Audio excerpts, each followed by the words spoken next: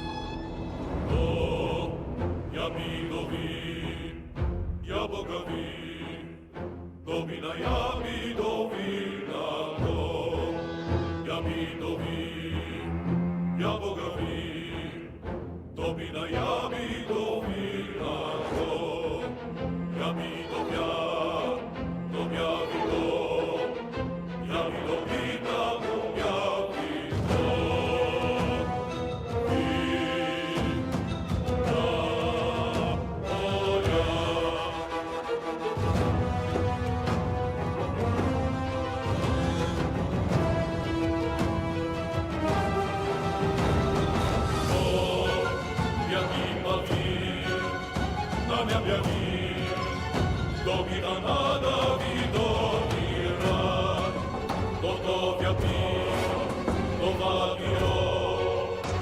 Milomina Boga piwo.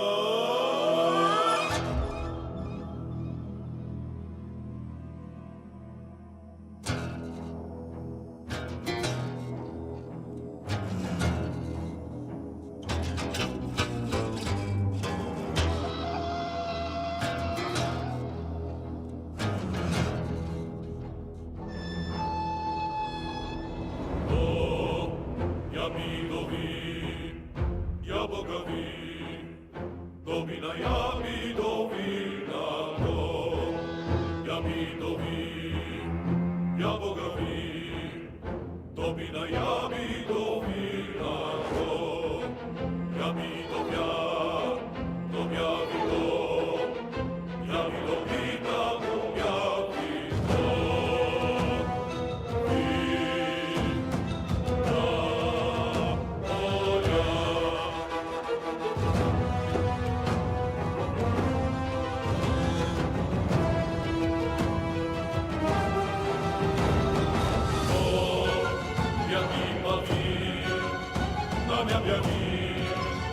Domina nada vidovira, gotovia pio, dovavio, ja Milomina Boga pivo.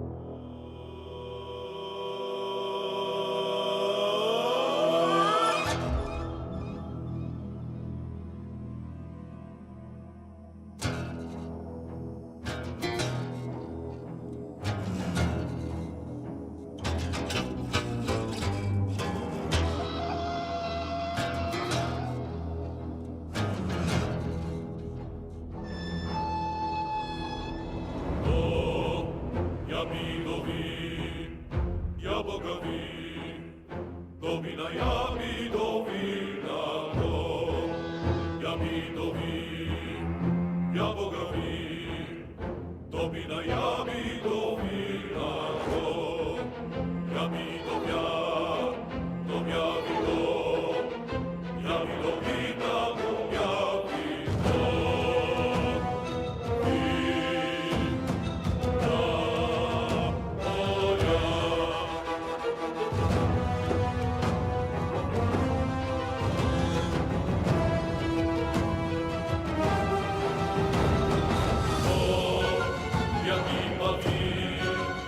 Domia Mido.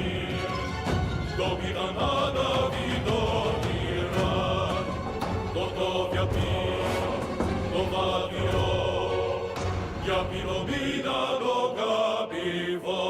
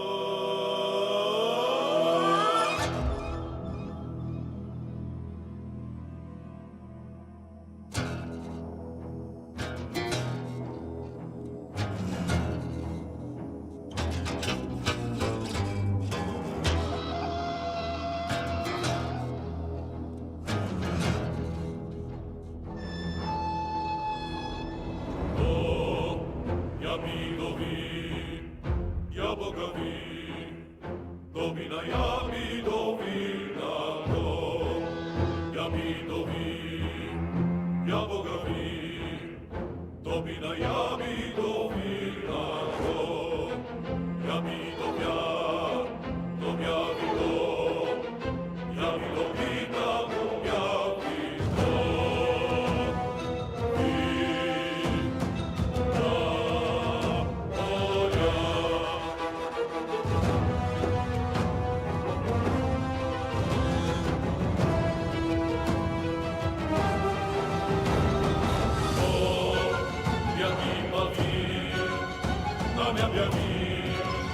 Domina nada vidovira, Dotovia pino, Dovaviro, Japilomina dogabivo.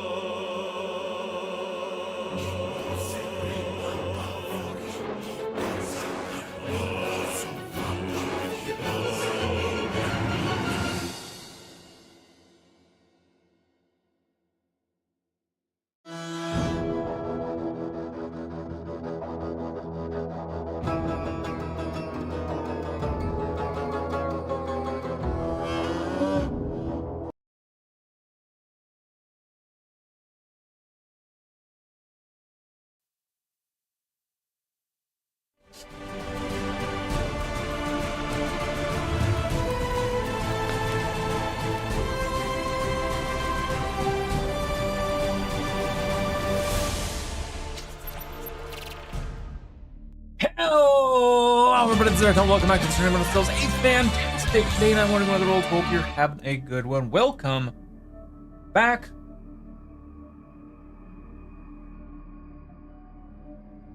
Stomach. This is bad timing right now.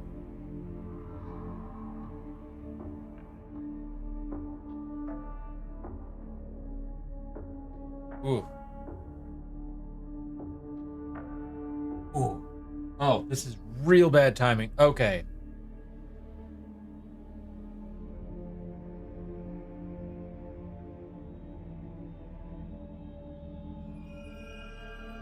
I'm gonna be right back. Back to the starting stream. Oh god, I am so sorry, chat. Ow. Okay, I'm gonna go to the restroom real quick. I'll be right back.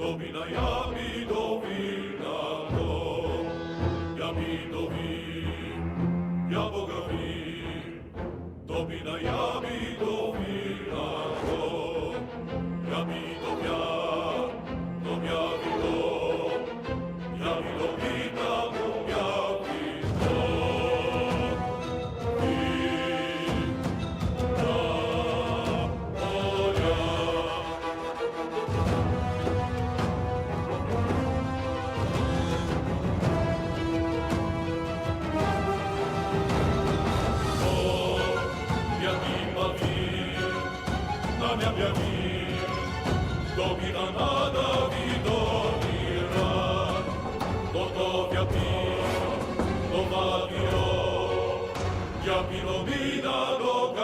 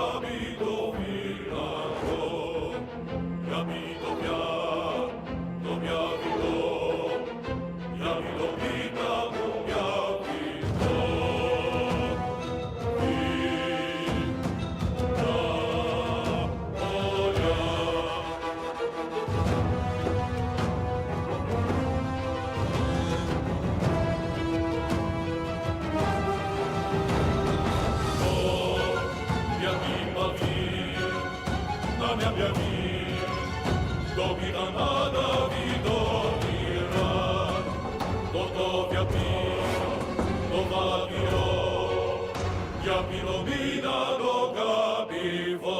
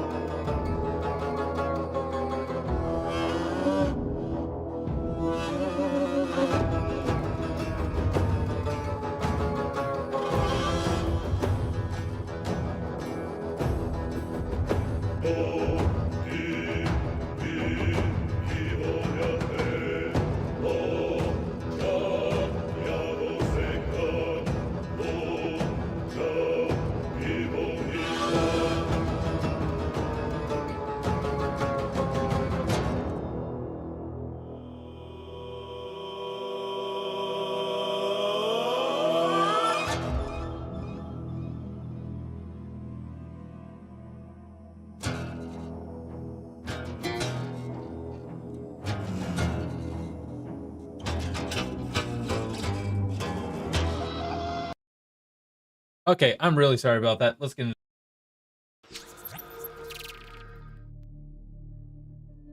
Okay, that was all. That was...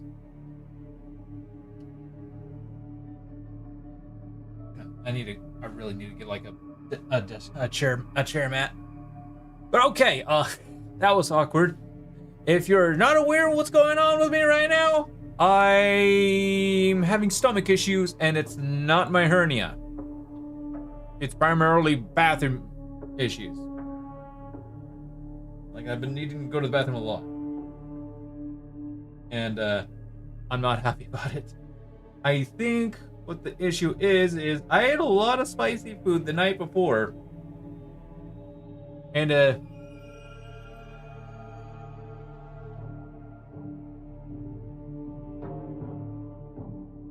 go with the later. And,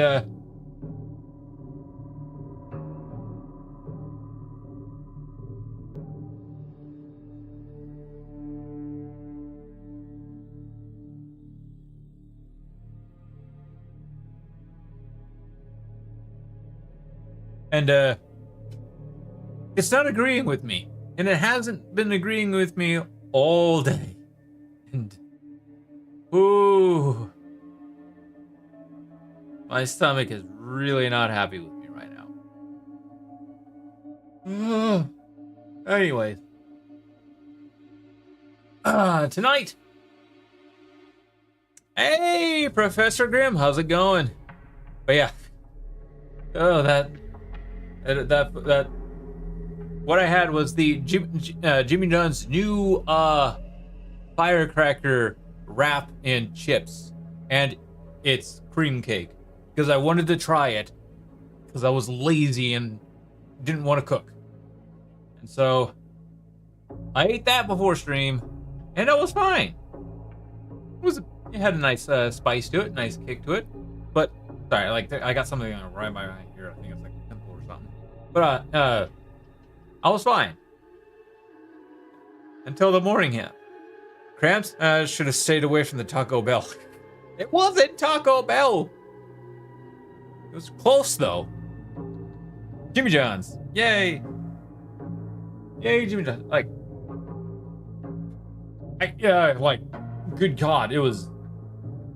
All day has my stomach been saying. All day has my stomach been saying, "What have you done?"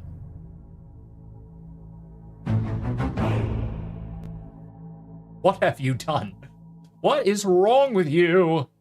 I actually had to leave work because of it, and I wasn't happy because there was some stuff I wanted to try and get close to finishing. No, my stomach had to be like, "No. We gotta go home now." So, note to self: do not eat spicy food. No, do not eat. Well, I can eat spicy food. Just do not eat a shit ton of it before you. before the night before you go to bed. A night before you have to work, or else I gotta have some.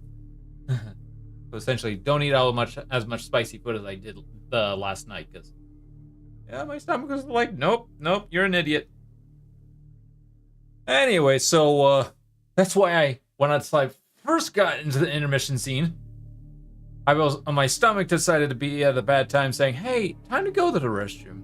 I was shown a pic earlier today. It was a toilet seat that was melted in the back near the tank. I repeat, melted. That would have been. I think that would have been my toilet today if I wasn't. I think my toilet came close to that.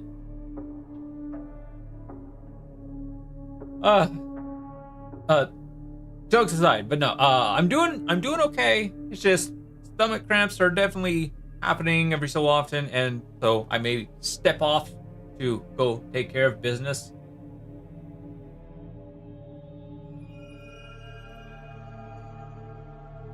TMI. Sorry. The comment section was brutal. I bet. But we're gonna do as much as we can tonight. Speaking of which, we're gonna go over the new Metal Watch. We're gonna watch it, and then we're gonna go over it with a newbie's perspective. Yay! And then we're gonna get back into building back into building Genestealers, trying to finish them up. I still got 8 more to build. Yeah, I have the Broodlord all built up, and I have 2 Genestealers. The other one's down here. Oh, should have stayed away from the Indian surprise of the day. Yeah, pretty much. So yeah, also, on another note, I had to cancel my order for the combat patrol that I ordered from Amazon because my package got lost. So I was not happy. I had ordered the older one with the Rhino and the Penitent engine. But my package got lost in shipping somewhere. Amazon has no idea where it is or what happened, so it's like, hey, if you don't want to wait, go ahead and cancel your order and we'll give you a refund. It's like, sure thing.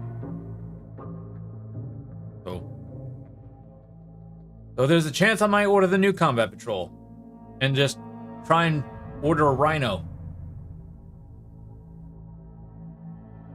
as well. So yeah, Adeptus Sororitas is what I ordered, and what I'm gonna hope to try and order this weekend, this Saturday, because I want to get the Battle Force box, and I'm now considering getting the combat patrol. Yay! But we'll see how things go. There's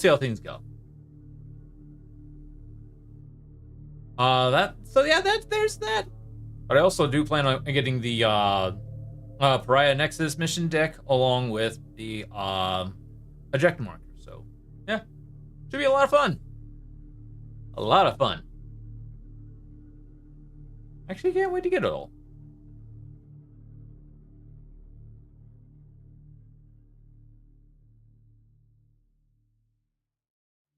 What happens when you have the 5 o'clock chili mixed with the ghost pepper and Carolina Reaper extract? A melted intestine.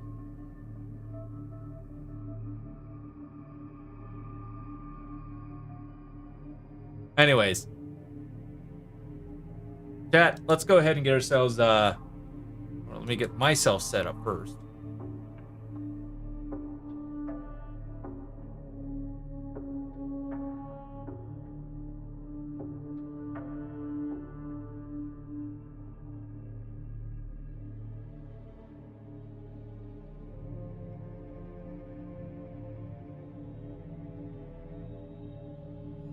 Oh, no, these are just comments about the melted toilet seat. Ha, ha, ha. Oh, God.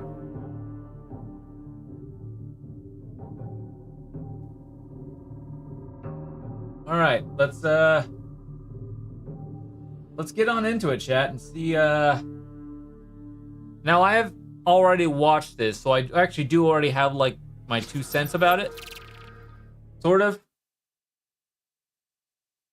But I definitely want to watch it and react with you all about it. Maybe even get a little bit more understanding instead of just watching it once or twice.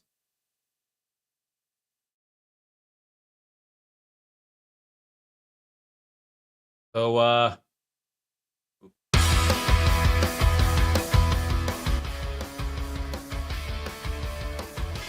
Hello and welcome to MetaWatch, Games Workshop's regular catch-up on all things matched play. In this episode, we're taking a trip to the 41st millennium, and who better to do that with us than Josh from the studio. Josh, how you doing? Yeah, really good, thanks. How are you? Yeah, good, thank you. So, the chapter-approved Pariah Nexus new mission deck has arrived. We've got it here in front of us. Yes, we have. Chat to us a little bit about this. Yeah, so I mean, for us, it's really exciting. It's like the new season of 40k, so people will get to play brand new missions.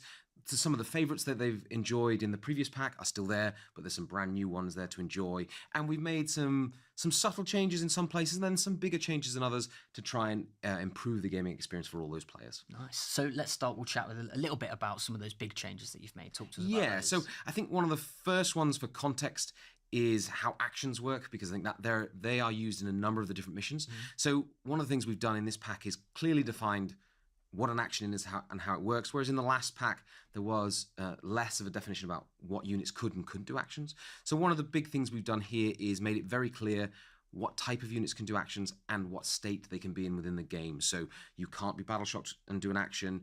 If you are OC0, you can't do actions, which is quite a big change because OC0 units could do actions previously.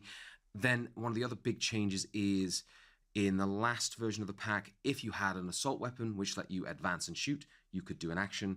And if you had pistols, which lets you shoot in combat, you could do actions in combat. That's both been removed. So no longer can you advance and do actions as standard with an assault weapon, and no longer can you do actions in combat just because you have pistols. So I had to actually double back to that part because that ended up making me think, did I hear him right? Now, I'm starting off with Tyranids.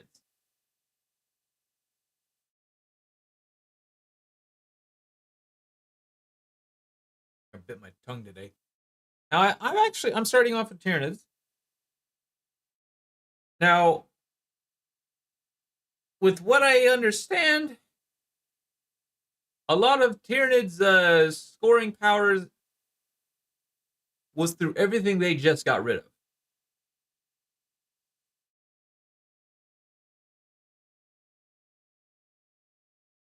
So, no more Spore Mines.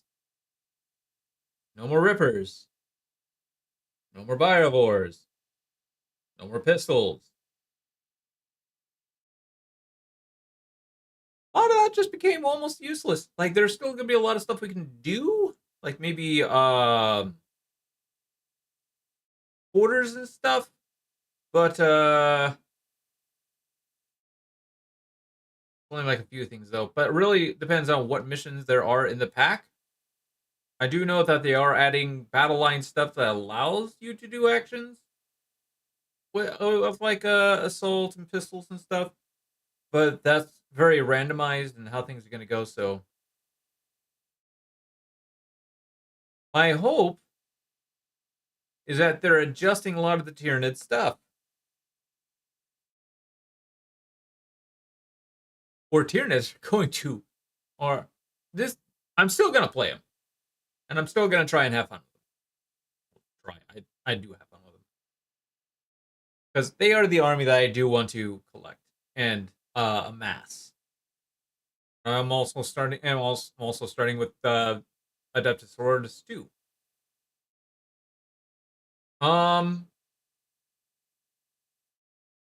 Just our scoring power, unless they do something about it, is going to be very minimal now. We will literally, because I don't play meta, but that's more because I can't be bothered to try to keep up with the meta because they change everything way too often. Yes, primarily in points, sometimes in rules. They definitely have slowed down on the rules parts now because it's only every 6 months instead of every 3. So every 3 it's points changes. Every 6 months it's they'll do some rules changings. That's what they said they're doing. This one I know for a fact they're gonna push forward. So essentially we're getting it this month instead of next month, due to like the Adeptus Sororitas and Genestealer cult release and the Pariah Nexus release and stuff like that. So that way things can be up to date sooner. I myself am not a meta chaser. I just know that I'm a casual player. I only play every couple of months, so for me, just playing the codex is fine. Yeah, understandable. I tend to try and I like to try and follow rules as best I can, and if there's something that I don't understand or don't know, I'll just make my own judgment calls. Like, okay, I'm gonna get to runs like this, kind of like with D&D. That's what I do. But I try to, and so for a lot of stuff, I will later on. I will look up. Anymore, it's just paint minis. Yeah, I'll be in the future at some point. I don't know when. Be painting minis. I don't know when I will, but we'll see. We'll see how things go. It's gonna be a little while probably. But yeah. Anyways, my first thoughts are Tyranids are going to give, unless they fix something in the new within the new data sheet, they are going to flop. They are going to really start flopping unless the new mission rules and stuff are a lot more dedicated to battle line. We're really gonna start flopping. So that's a big change, and that will affect a lot of people's lists. And then one of the other things we've changed as well is to try and help out some of the big Titanic characters, things like Imperial Knights or Chaos Knights. If you are a Titanic character, you can still do an action. And Tyranids don't have unless the charge. So Bio that Titan changed, but they can be performing an action and then still blaze away with their big weaponry. So that's a big buff for them because they can actually. One of the problems they did have was to do an action. There may be a 400-piece unit in your army, and you didn't want to be using a 400-piece unit just to do an action. Then they can't do anything else in the game. This now gives them a bit more flexibility with how they can play. Nice. And what about deployments as well? Yeah, so deployments, so a lot of the favorites from the last pack have stayed, but what we've tried to do with a number of them, there's a few new deployments, and what we've tried to do with them is make them easier to set up and start playing straight away. So we know that some of the diagonal line deployments are slightly harder to measure, and players, when they're deploying on armies, they're like, okay, that cuts through the terrain. How do we make a clean line for that? Have I deployed too far forward or not far enough? So a number of the new deployments follow a similar principle in that they might be across the board in a certain direction, but they're now what we would call a stepped deployment. So within a certain quarter, your deployment zone is a certain box size, and then we give you all the measurements for that, and then it might be in a different quarter, it's a different shaped box. Okay. So now you can clearly mark out your deployments, and they're normally all straight lines. There's only one mission that's easier to set up and start playing straight away. Didn't want to be using a 400-piece unit just to do an action, then they can't do anything else in the game. This now gives them a bit more flexibility with how they can play. Nice. And what about deployments as well? Yeah, so deployments, so a lot of the favorites from the last pack have stayed, but what we've tried to do with a number of them, there's a few new deployments, and what we've tried to do with them is make them easier to set up and start playing straight away. So we know that some of the diagonal line deployments are slightly harder to measure, and players, when they're deploying on armies, they're like, okay, that cuts through the terrain. How do we make a clean line for that? Have I deployed too far forward or not far enough? So you as well, Professor. Have a good night, man. Follow a similar principle in that they might be across the board in a certain direction, but they're now what we would call a stepped deployment. So within a certain quarter, your deployment zone is a certain box size, and then we give you all the measurements for that, and then it might be in a different quarter, it's a different shaped box. Okay. So now you can clearly mark out your deployments, and they're normally all straight lines. There's only one mission that's still diagonal because it was one of the favorites from the last pack, so we're getting kept it in box. Yeah. We know if players like it, and it was one of the favorites deployments from the last pack, changing it just to change it seems the wrong move. So. Yeah, there's some new primary and secondary missions as well. So tell us about those. Yeah, so again, with the primary missions, there's some of the favorites have stayed, but even ones that were popular last, what we've tried to do is if we could make them clearer or remove any ambiguity, we've done that. And also some of the missions, for example, like the Relic, which stays, we've changed the range of where objectives can be placed, so you can't quite stack all the objectives in your deployment zone, which was possible in the current pack. But then we've also brought out some new missions in there which will encourage new styles of play. So players can now, hopefully when they look at the new pack, it'll be fresh eyes to then look at how their army interacts with those missions and go, actually, I need to take some of these units to interact better with those missions.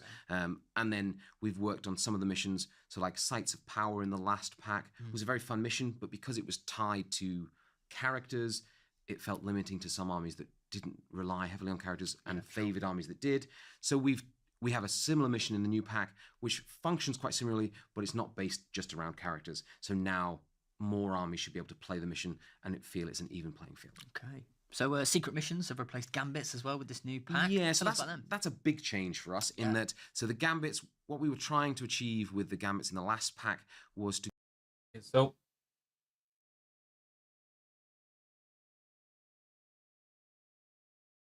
We've changed the range of missions as well. So tell us about those. Yeah, so again, with the primary missions, box size, and that within how do we make a clean line for that? Have I deployed too far forward or not far enough?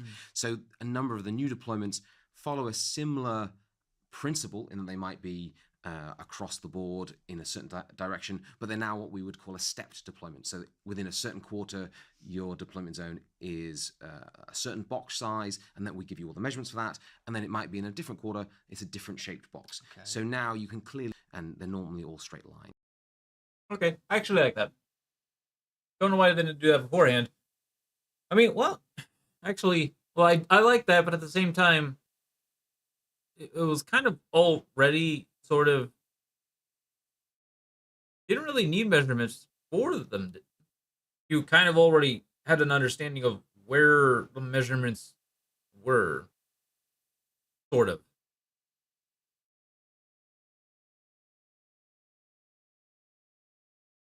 So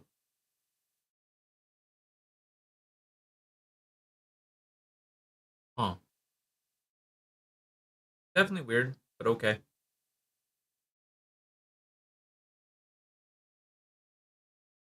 Suppose like if you were playing like maybe on a smaller table like I am, measurements would be great, so that way you can essentially adjust accordingly. But on a standard table, they were already kind of, we already understood like where everything was. So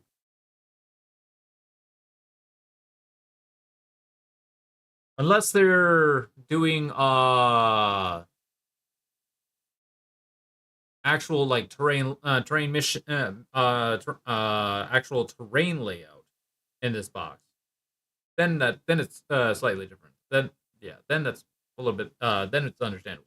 But if it's just like the actual deployment zones and stuff, we're kind of already sort of understood. But if they're gonna do like box sizes and stuff, I guess that might be pretty easy to understand. Anyways. There's only one mission that's still diagonal because it was one of the favorites from the last pack, so we kept that one. Better be Crucible because I actually really like it. If players like it, and it was one of the favorites deployments from the last pack, changing it just to change it seems the wrong move. So. Yeah, there's some new primary and secondary missions as well. So tell us about those. Yeah, so again, with the primary missions, there's some of the favorites have stayed, but even ones that were popular last, what we've tried to do is if we could make them clearer or remove any ambiguity, we've done that. And also some of the missions, for example, like the Relic, which stays, we've changed the range of where objectives can be placed, so you can't quite stack all the objectives in your deployment zone, which was possible in the current pack. But then we've also brought out some new missions in there which will encourage new styles of play. So players can now, hopefully when they look at the new pack, it'll be fresh eyes to then look at how their army interacts with those missions and go, actually, I need to take some of these units to interact better with those missions. And then we've worked on some of the missions, so like Sites of Power in the last pack, Okay. My guess is their new Sites of Power-ish thing is going to be based around battle line units instead of characters. So if they have a battle line unit, they'll gain extra CP. Or not CP, extra points. That's my guess, since this whole pack is essentially sort of more focused on battle line units. That's essentially my guess. But then,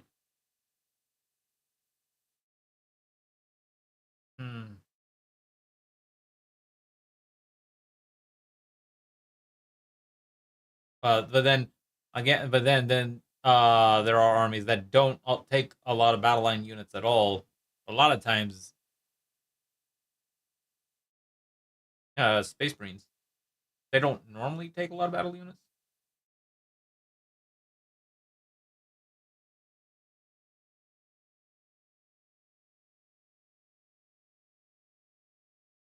Anyways, was a very fun mission, but because it was tied to characters, it felt limiting to some armies that didn't rely heavily on characters and favored armies that did. So we have a similar mission in the new pack, which functions quite similarly, but it's not based just around characters. So now more armies should be able to play the mission and feel it's an even playing field. Okay. So secret missions have replaced gambits as well with this new pack. Yeah, so that's a big change for us in that. So the gambit. I already want to state that I may be a new player, but even I fucking hated the gambits. I just looked at them and just went, how the hell are you supposed to actually score these? So them getting rid of them actually is what we were trying to achieve, and then changing it to what they are. Yeah, was to give players, even if they're losing the game, they have a fighting chance of, okay, the primary mission's not going well for me. How do I claw myself back into this game? And that was the principle of gambits. And what happened was they were probably a little bit too, because it was a random selection of which one you got. You were sort of left to the cards to see, did I get a mission that can actually score? And then there were a number of them were quite hard to. Actually, it was more along the lines of they were just almost impossible to score anyway. So actually complete, which meant that a lot of players felt a gambit wasn't worth the risk. I'll just stick with the primary mission and then hopefully find a way to sneak back in the game playing standardly. Whereas now what we've tried to do with the secret missions is to be able to select a secret mission, you still have to be have less primary points than your opponent. So somebody who's winning the game can't just switch to a secret mission. They're still on plan A. Yeah, of course, they're going for it as normal. But somebody who's behind on the score at the end of turn 3 can decide, actually, I'm going to switch from the primary mission and I'm going to go towards a secret mission. And these secret missions, the big change is now you can pick one. You don't have to randomize it. So you can pick one that suits your army. Again, so players now have the opportunity to build their army to favor certain secondary, those missions or secret missions. So if they are in that losing position, they have a good fallback option. And then the opponent doesn't know which one you've picked, so that you only reveal it at the end of the game. Of course, but because there's 4 as an opponent, depending on what your opponent's army design is like, or if they start to, so for example, one of the missions is you have to hold 3, at the end of the game, you need to be holding 3 objectives not in your deployment zone. So as your opponent, if you realize they're all trying to spread out on multiple objectives, you probably have a good idea which secret mission. Another one is you need to have your warlord on your opponent's deployment zone objective and controlling it. Well, if their warlord is making a beeline for your home objective, you probably know which secret mission they're going for. So there's counterplay for both sides, but the idea is that the secret missions should be more viable as an option if you are behind in the game, to keep the games close right to the end. You are capped slightly in that if you're playing the missions, the normal primary score is 50 points, is the total score you could potentially score. Whereas if you decide to go to a secret mission, all the secret missions are worth 20 points, but you are capped at only being allowed to score 20 points from the primary missions on the card. So you are capped at a 40-point score rather than 50. So your opponent does have that 10-point advantage. If they can score 50, there's no way you can bridge that 10-point gap.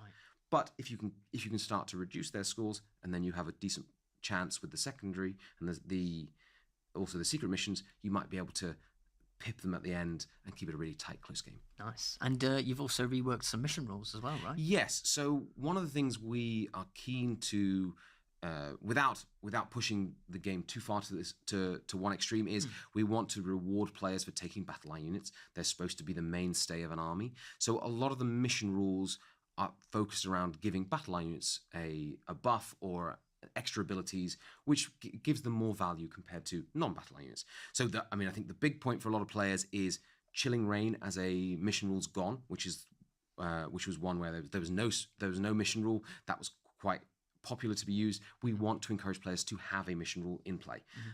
But what we have been mindful of is to make sure that the mission play rules that we have are nice buffs without completely throwing the dynamic of the game. So this is where this battle line focuses come from.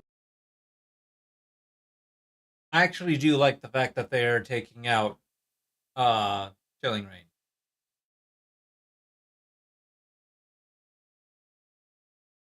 Because a lot of the times, the games just felt boring.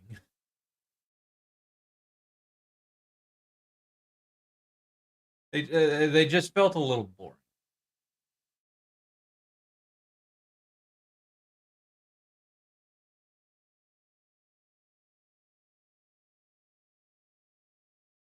That sort of ties in nicely in that a number of the different cards will give you different benefits. So they don't all stack at the same time. So battle line units don't become godlike and they get every ability. Different missions will benefit them in different ways. But a number of those might be one of the cards lets battle line units advance into actions, so we've taken that away from units with assault weaponry, but battle line units will get that now in that mission as standard. So all battle line units will be able to advance and do actions. There's another card which lets battle line units do actions in combat, which again is where the pistol used to give you that for units that had pistols. Now we've put that on potentially battle line units. They can also, in the same card, that lets them shoot and do an action. So again, battle line units are getting dual purpose. They can still participate in the game while doing an action. There's also other cards which let you bring on some of your battle line units turn one from reserves, which normally most units can't come on the board turn one from reserves. If you're in reserve, you have to be a turn two onwards. So we've done a number of cards to try and buff those battle line units.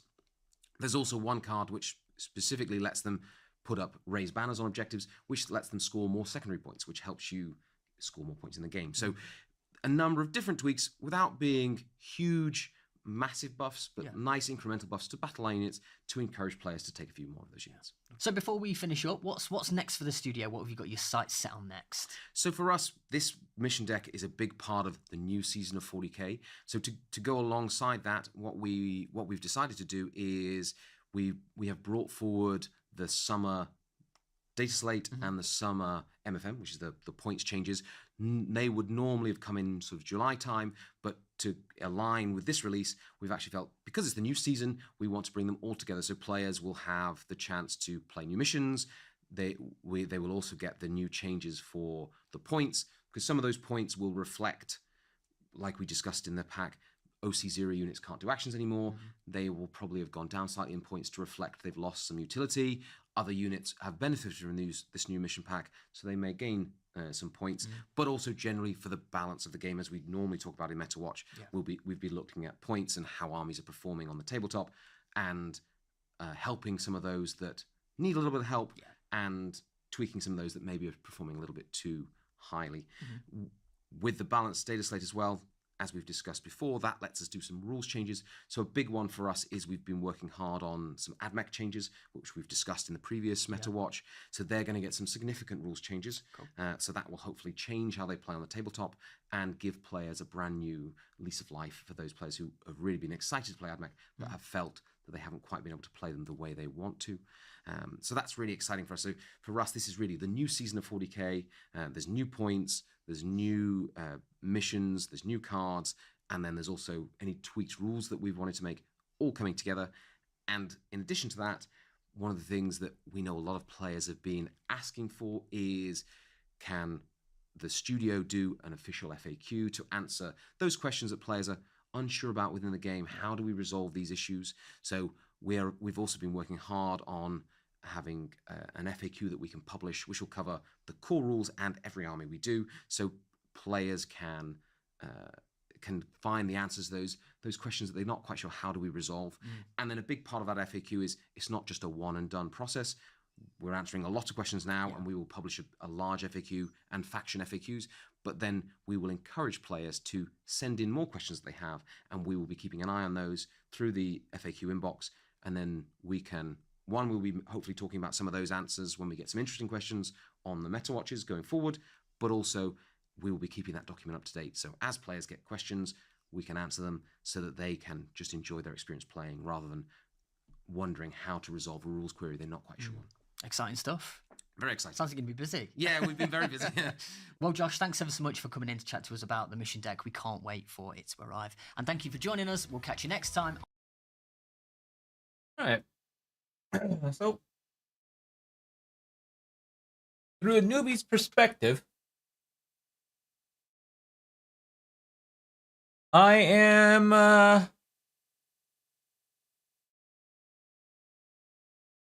and this is more of a newbie's take with the Tyranid side. I'm scared for the Tyranids. I'm scared for my brood.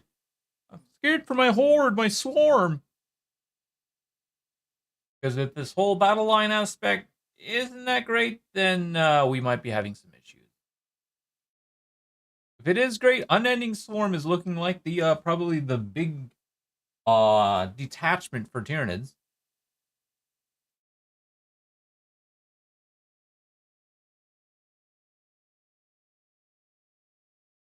Because you pretty much run only battle line units.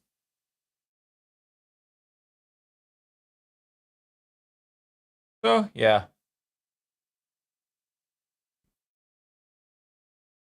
That's my initial thoughts on the whole thing.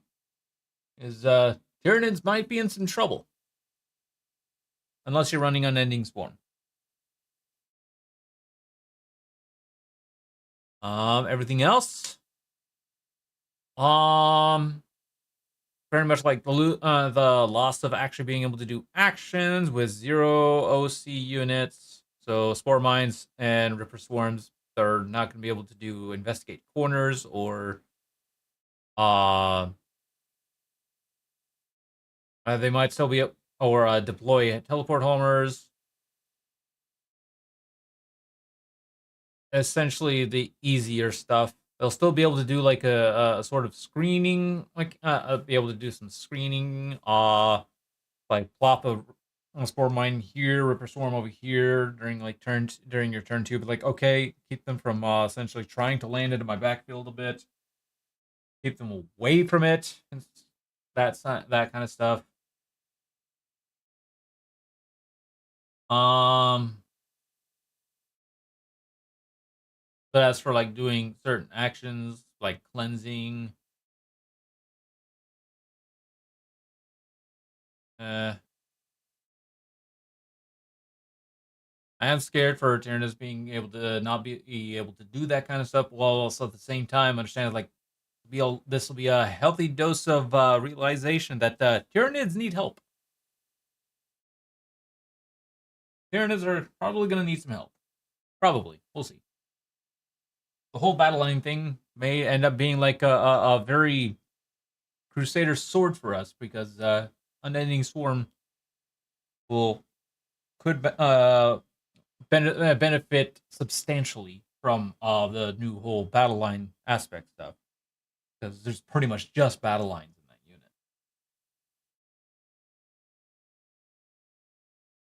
Anyways.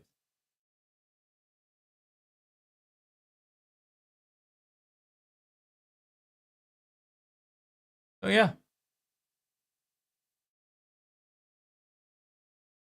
Can't wait. I've been looking at a lot of this stuff a little bit more. And so far, I'm really liking Fire and Fury and Army of Faith. Hello, Gaming Cat. Hello. Oh. Oh, God.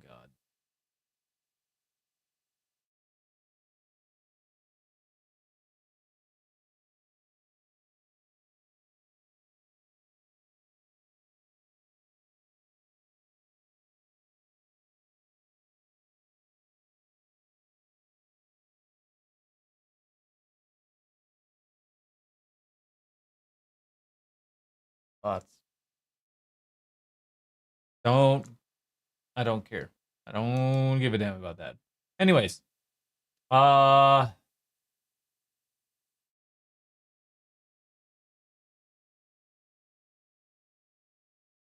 thought, but this is also already like an enhancement in the martyrs detachment, unless they're adjusting a lot of that stuff, which they probably are.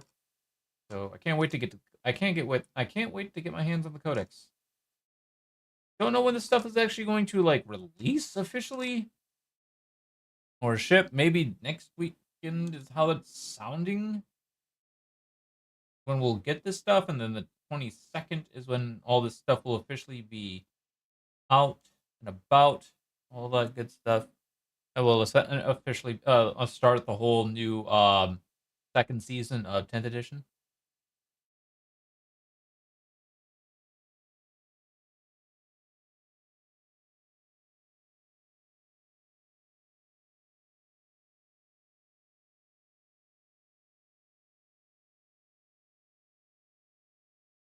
Or essentially Bringers of Flame.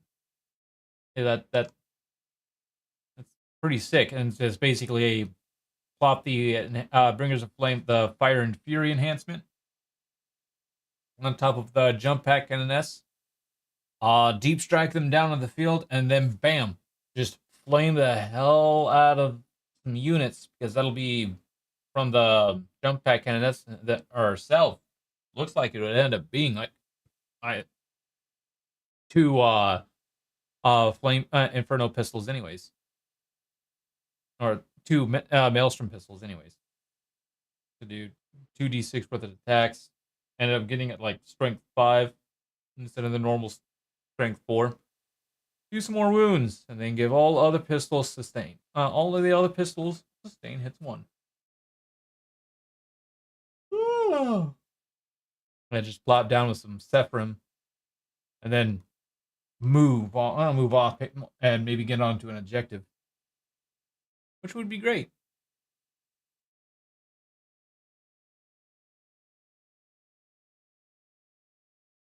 But that's my actual initial plan of what I'm going to be doing. Is I want to build an army with Sephrim and Zephyrim as my main units, as my star units. Just like, here we go, and we're here.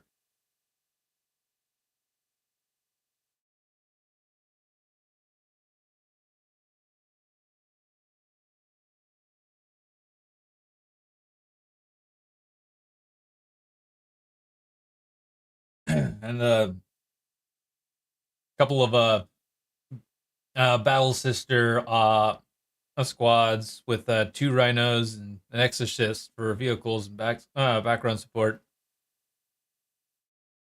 And Morven Valen, that's her unit, her units. But we'll see how things go, like with detachment, because I know there is going to be a lot of changes when it comes to the Adeptus Sororitas. So I'm not finalizing anything just yet. So, like my initial plans of what I want to do. But I'm ready to do some building chat. So.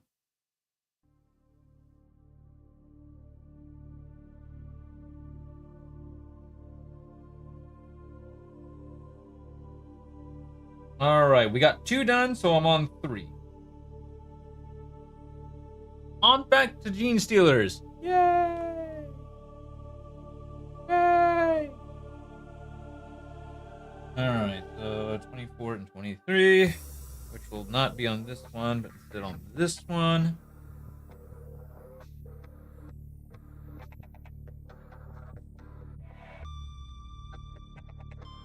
Here's 23.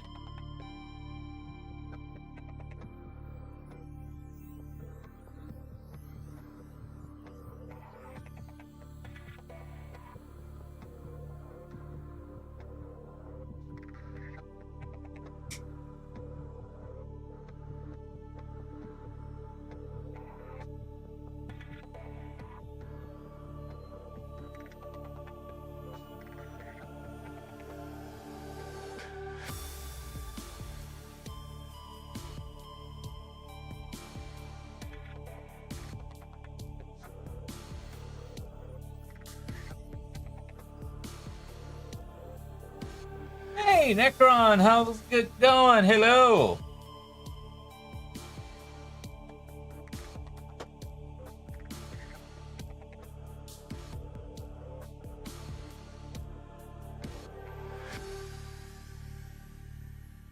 Just missed us going over the new Meta Watch.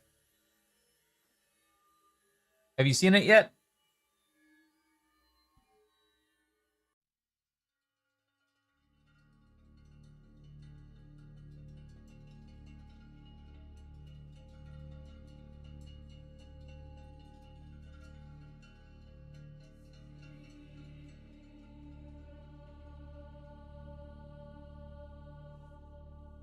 Look at it later? Okay.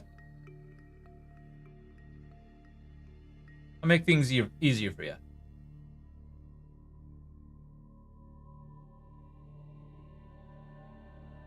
Boop.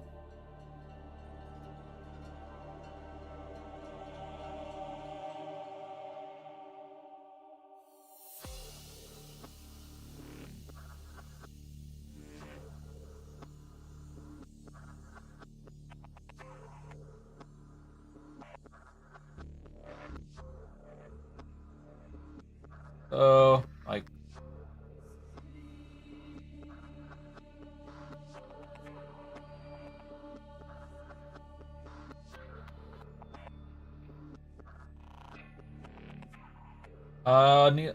basically, my initial just 2 cents is I hope they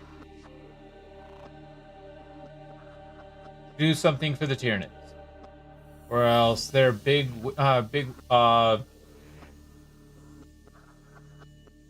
you're following meta, their big meta score will primarily just be the Unending Swarm.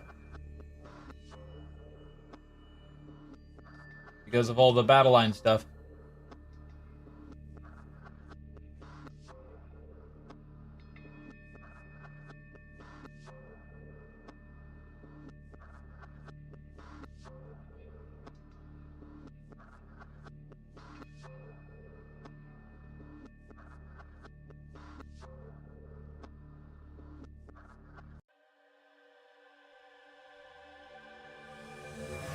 Other than that, how have you been, buddy? How you doing?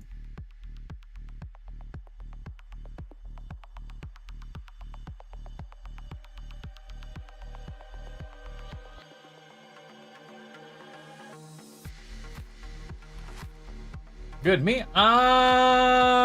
Questionable. I'm still having issues with my stomach because I ate some spicy foods last night. And I ate a lot of it.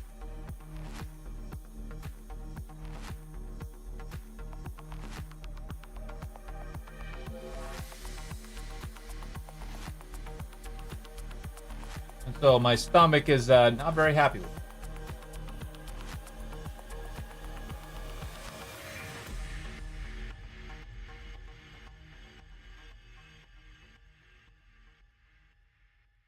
I actually had to leave work early because of it.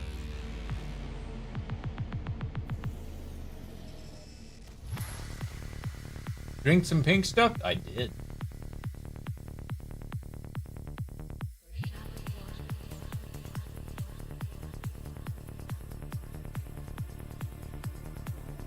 Hell, even though as soon as I got into intermission mode on my stream, my stomach decided to say, "Hey, it's bathroom time." Like, really? That was some timing.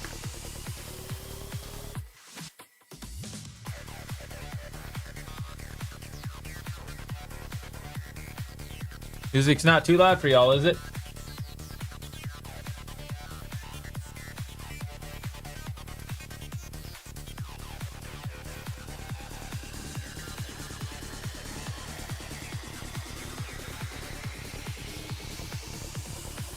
Good Necron music?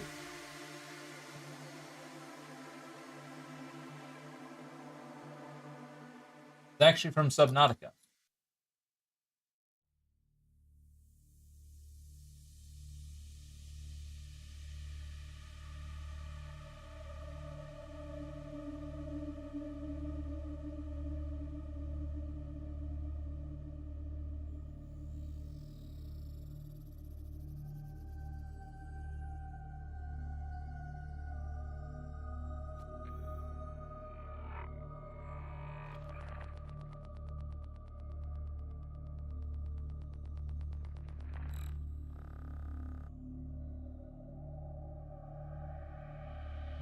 Fine.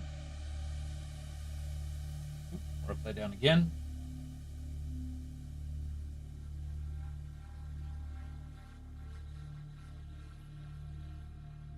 Yeah, last night I made a mistake and clipped out the wrong leg because I had it upside down. I was looking for 19, but I read it as, but I clicked out 61 because I read it upside down. What other one? Oh, right next to it.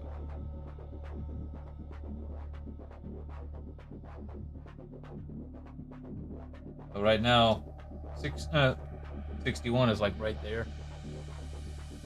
Right on the next page.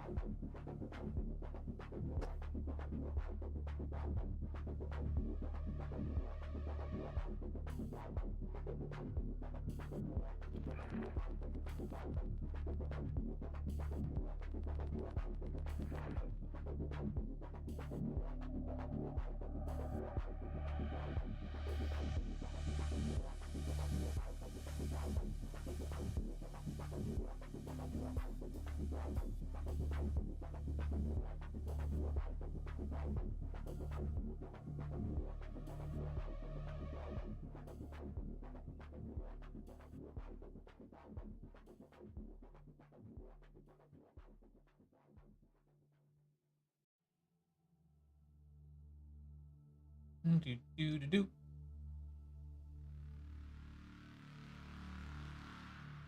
But I am also kind of sad, though. I actually had to cancel my combat patrol order from Amazon. Wasn't happy about it because they lost my package.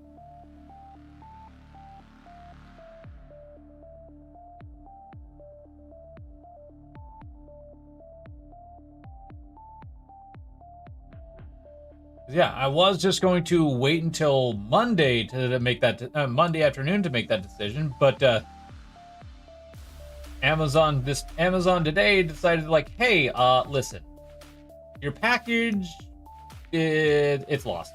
We can't find it. So if you'd like, you can continue waiting for it, or you can just issue a refund.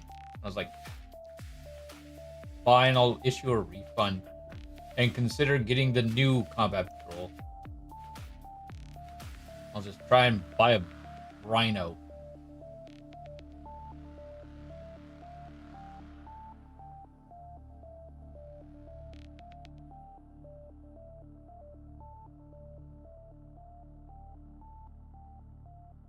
As long as they don't get sold out like they currently are in most places.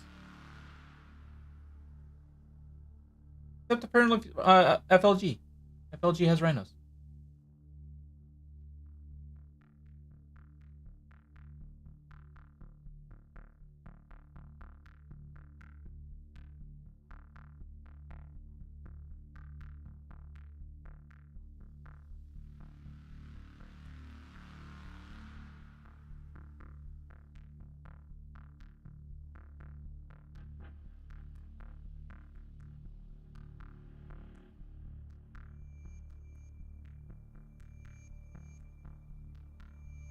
And we'll also need to get another box of the Seraphim / Sephirim, so I can complete a unit of 10 for each once I get the Battle Force. That's hoping I get the Battle Force. A lot of this stuff I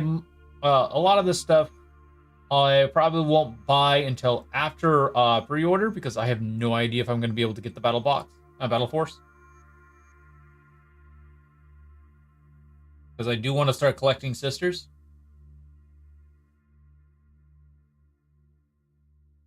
So I may end up, depending on the Battle Force, I may end up collecting them at a slower pace, or I will be collecting them at a probably reasonably quick pace because that Battle Force box will be a good starter point for me, along with the Combat Patrol, which I probably will end up getting.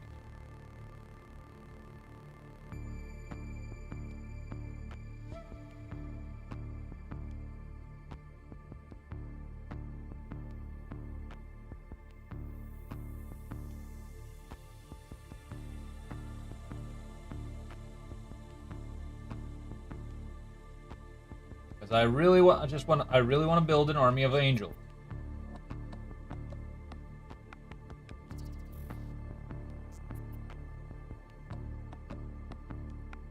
An army of an angelic army of bolts and flamers.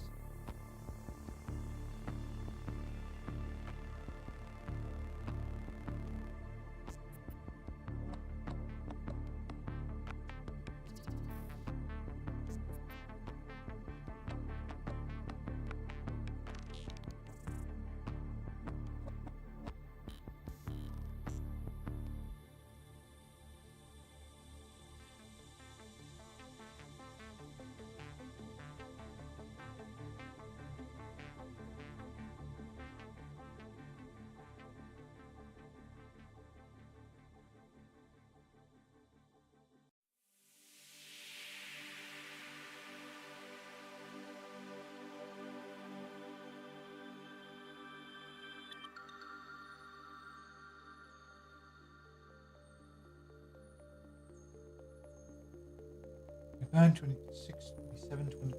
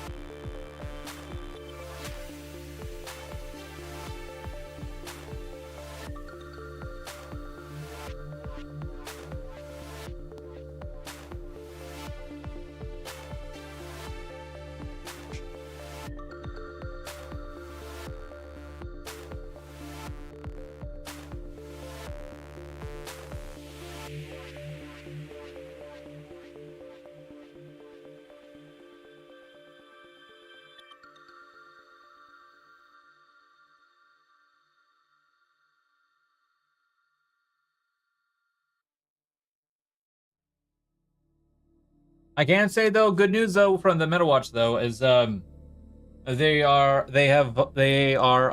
pushing forward.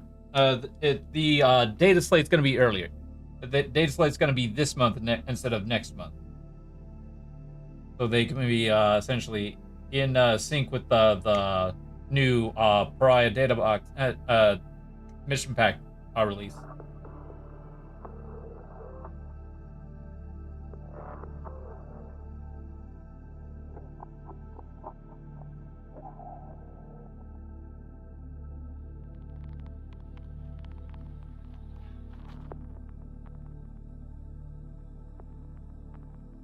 So we won't have to wait much longer. Probably another couple weeks.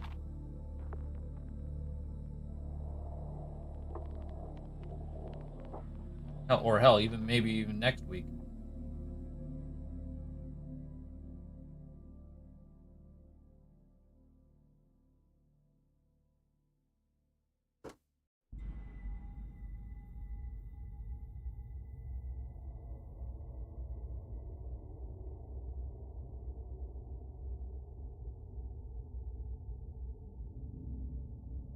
Though, in all honesty, I myself probably shouldn't really be worried about all of that.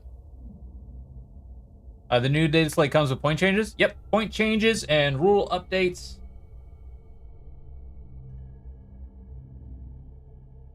So, yep.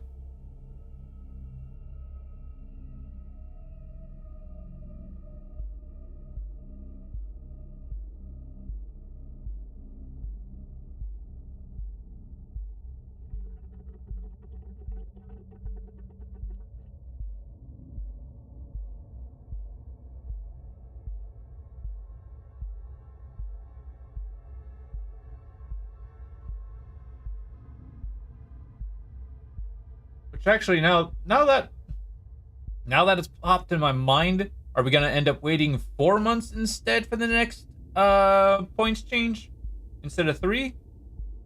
Huh. That's gonna be interesting.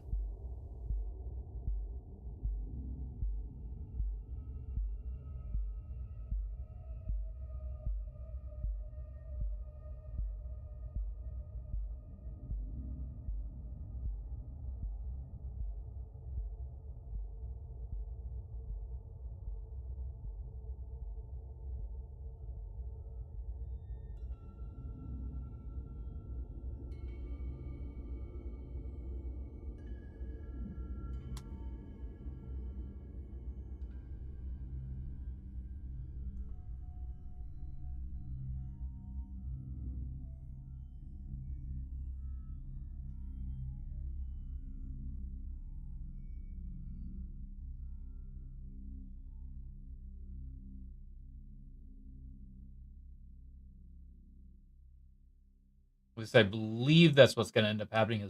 They're also doing the points changes stuff, not just rule changes.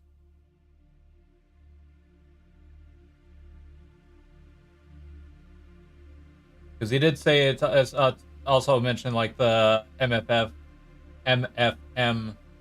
Yeah, I think point changes coming up too as well. So probably a couple weeks.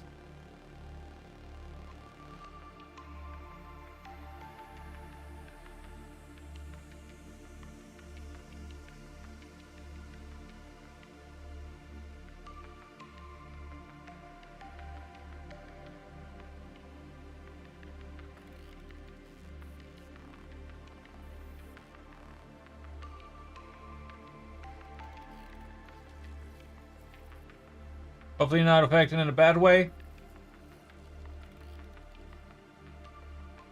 Might be fine.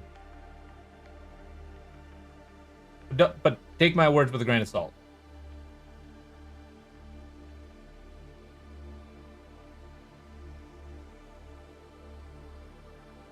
As I said, I myself shouldn't really be worried about this stuff all that much because it's going to be a while before I even actually play with it. Go out and do any playing with other people.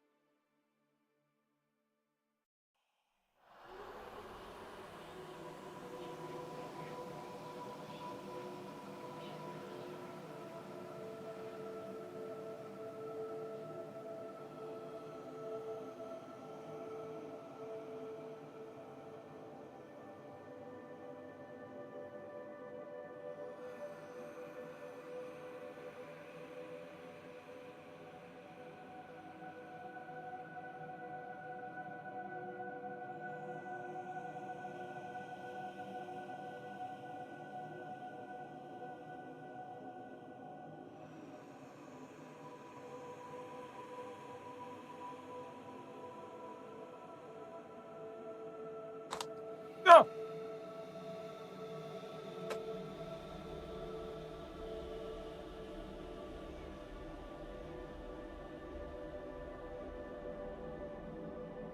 Drop the whole model, not just a piece, a whole model. How do I do that? How do you do that? By being clumsy. That's how.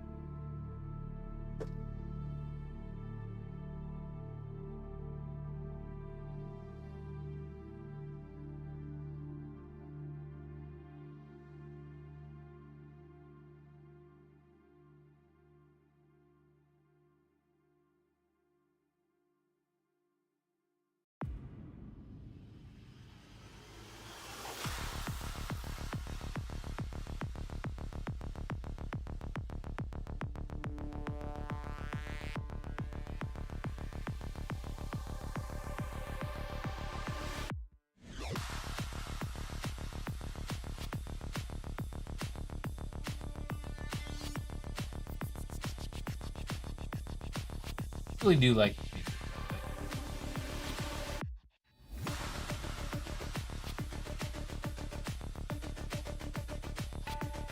Not even much into techno either. Not techno.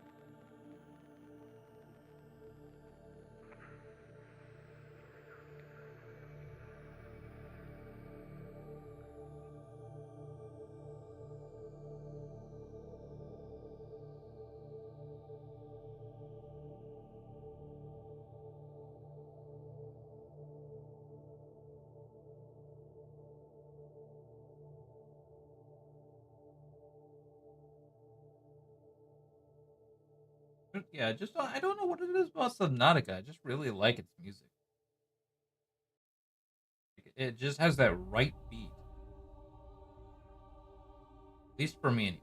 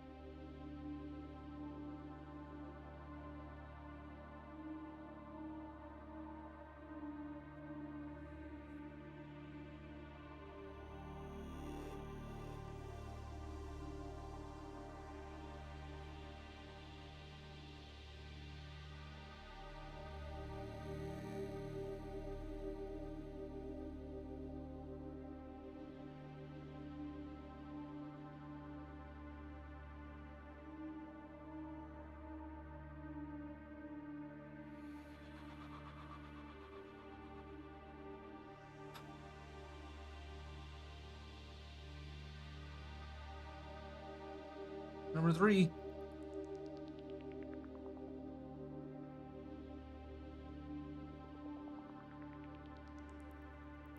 Now I need to go to the bathroom. Chat, I'm gonna be right back. So,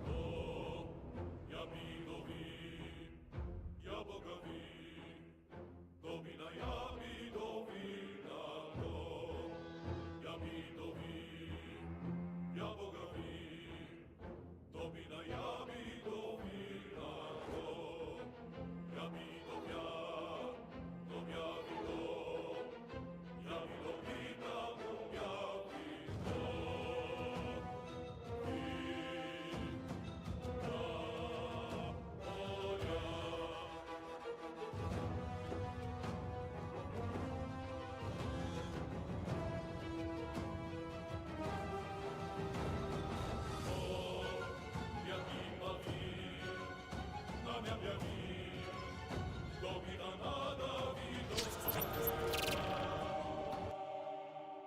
I'm back. Okay. Hey. Stomach issues. They're lovely.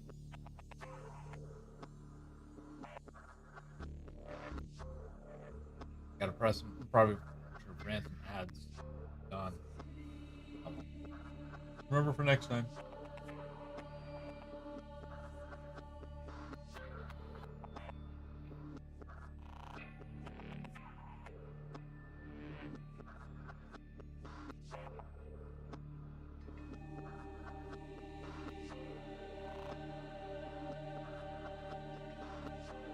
I hope I don't feel like this tomorrow. I would like to go to work so I can finish my project. Or at least get far enough on my project.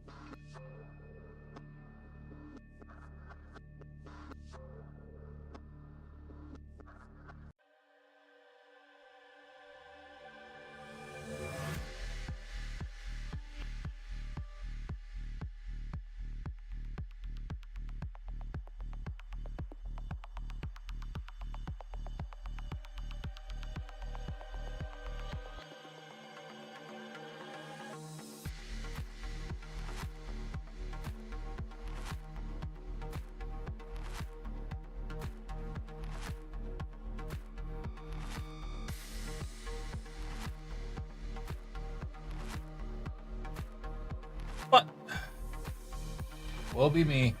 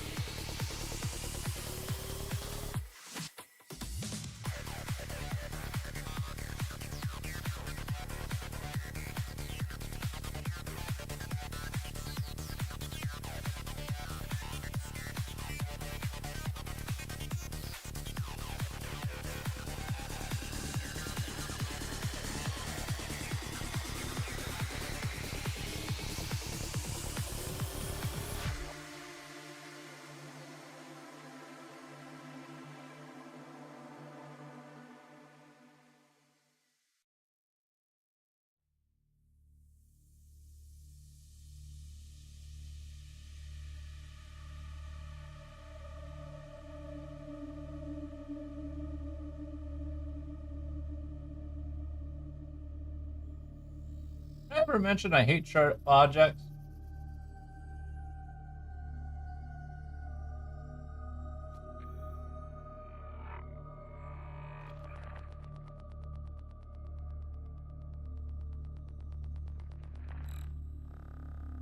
No, I did not hurt myself.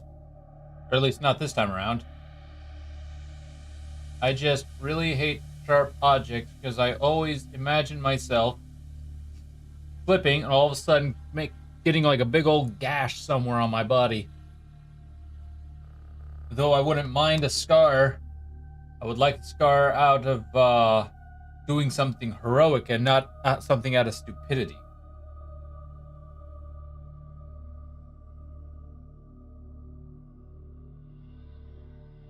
I don't like pain. I'm not one for pain.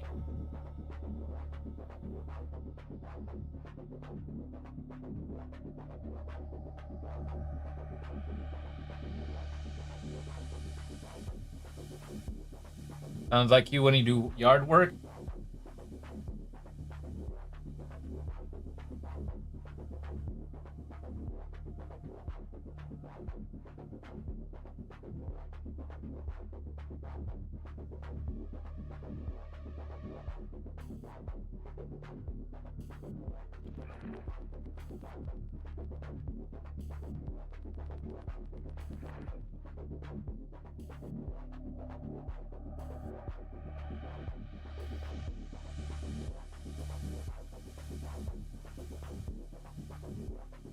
I'm a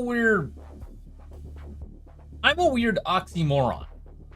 I don't like pain. I don't like getting hurt. I don't like getting dirty. But yet, I'll suffer through it if need be.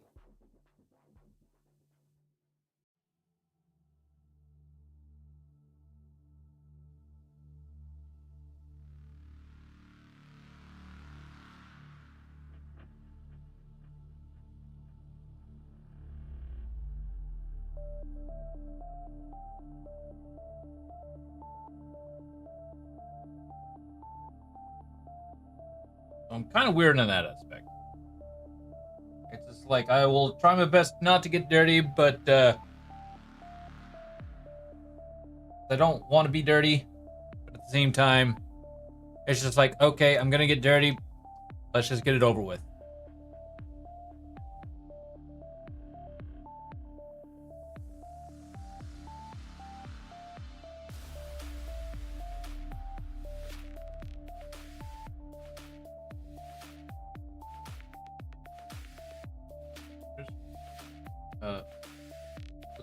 Right at 40 and 3.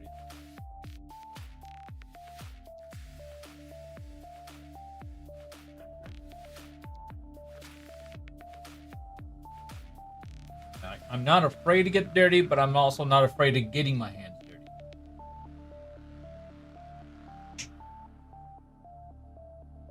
Like, I think I've told this story before, but anyways.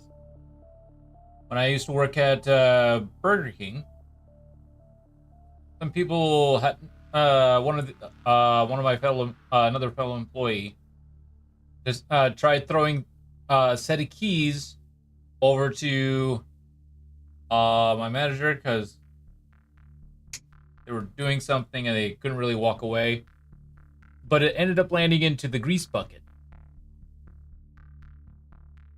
Essentially the bucket where we put all our grease for that comes out of the broiler. They just looked at it.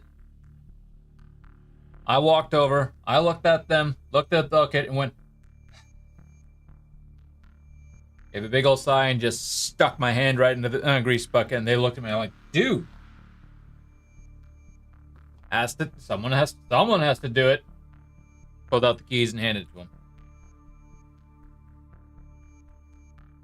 Like, someone had to do it, so here you go. Yeah, it was nasty. I was not happy about it. I was like, y'all ain't gonna do it, so all right. Yeah, it went all the way up to like, right up to here. Barehanded too. I was just like, this is disgusting, but made it real nothing. I would ask for a raise after I did that. I didn't. It was a night shift. It was a night shift, and at that point, it was so late in the night that I just really did not care.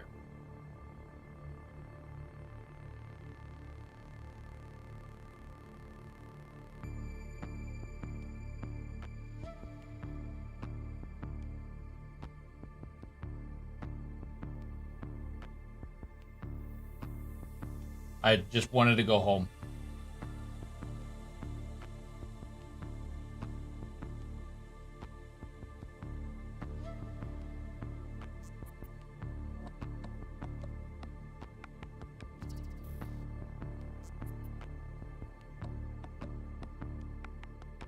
But yeah, they just looked at me and went, You would have done something to get the keys out. I'm just like, this is faster and more precise, so here you go.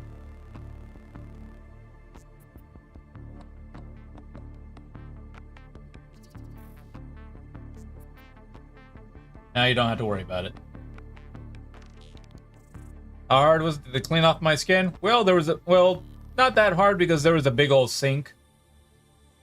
I'm not like literally a big old sink where I could actually fit.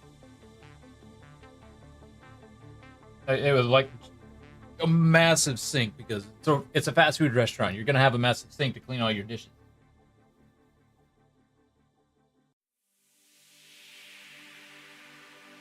It was mostly trays.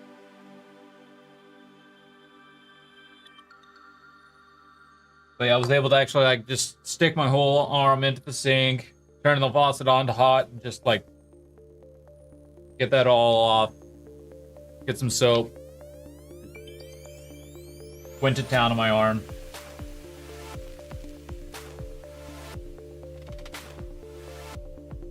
Well, not too hard.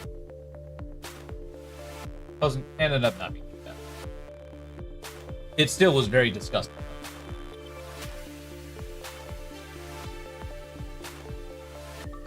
That was the person who, if I got hurt, I'll just be like, throw a band-aid on it and go back to work.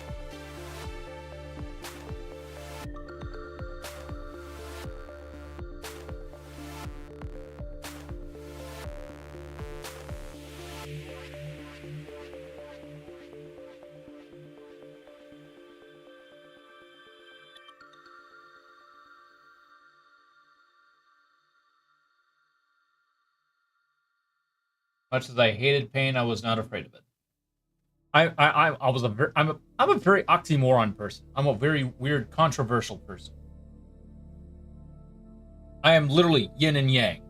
I hate this, but I'll do it.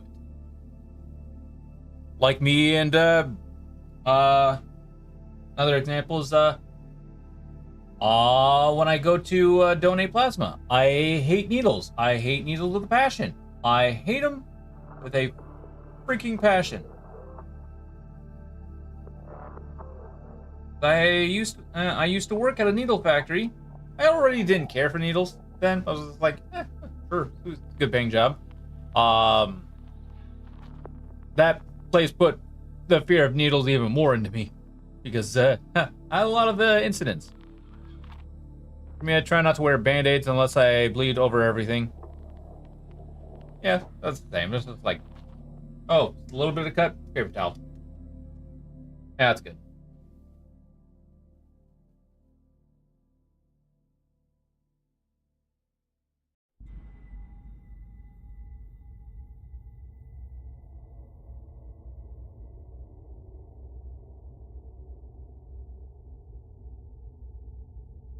But yeah, I donate plasma. And I hate needles with a passion. So I'm just like, all right, let's do it. Let's get it over with.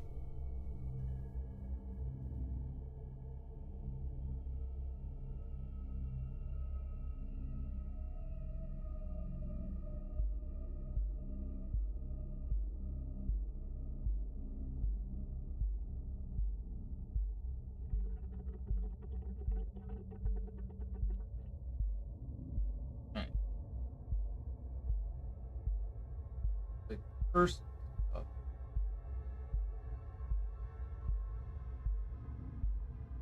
pretty simple.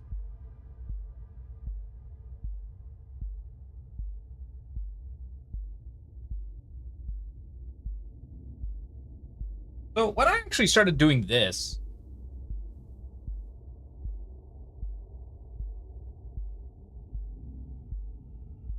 Sam, I don't like needles, but every year I have to get my blood tested for HIV military requirement. Oh, you're in the military. What branch?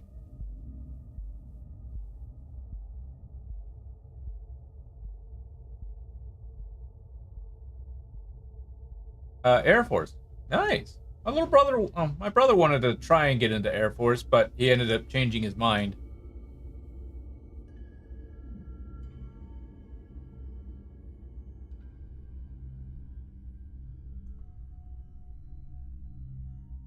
And then he tried to being a aviation mechanic, and now he's considering against. Now he's changing his mind about that after going to school for 6 months for it.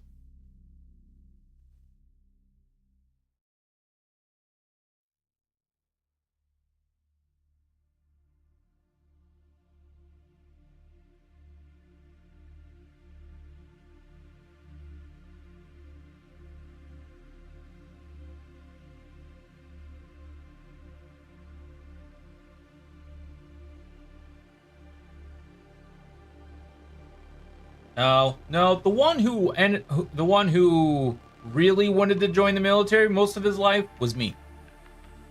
Growing up, that's all I wanted to be. I wanted to be in the military. I wanted to be a general. Because my dad was in the military. He was first in the U.S. Army, and then he transferred to the National Guard.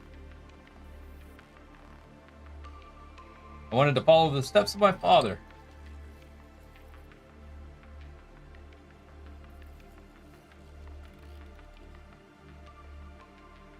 But then I found a new love. Musical theater. Musical theater. The theater.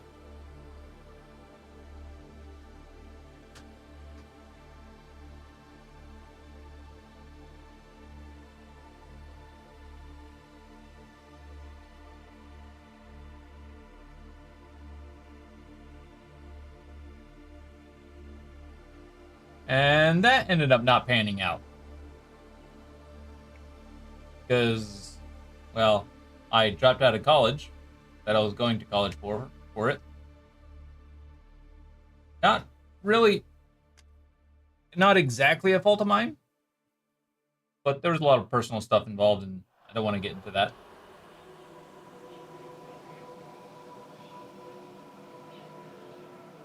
I actually wanted to continue, but there were some personal aspects that caused me not to continue.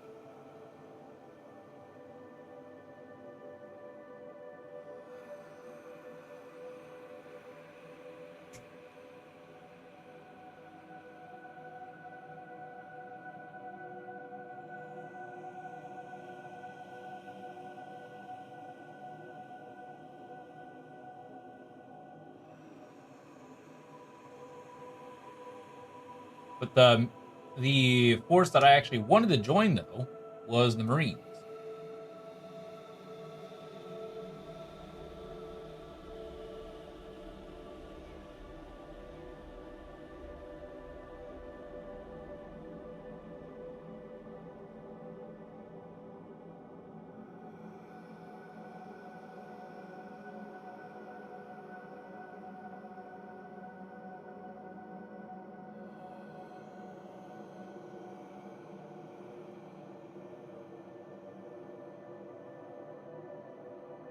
But yeah, as you guessed, that didn't pan out. But oh well, it's fine.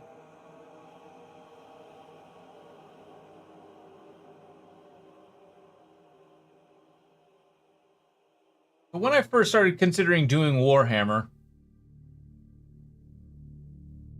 back in January. Like, actually considering just going ahead and jumping into it. I always thought that when you had to put these together, you actually had to figure out how it goes on in the correct angle and everything. Like, I didn't think there was actual, like, stumps and stuff on here. There was just, like, flat parts. Kind of like some of the Space Marines. And I always had to think, is like, okay, you actually have to get the angle just right so that way you can put another thing on and so on and so forth. Almost going into freaking mathematician, just like, okay, need to get the angle at a 35.82.25 degrees in order to get it correct. But then I opened up my Death Leaper and I was like, oh, these actually have like jointed spots. Okay. Then I opened up my Space Marines. I was like, okay, they're flat pieces, but this is very simple. like, okay, slight shift upwards. Oh, hey, done. It's on. Like, there's actually like little knobs and stubs in places, making things a little bit easier.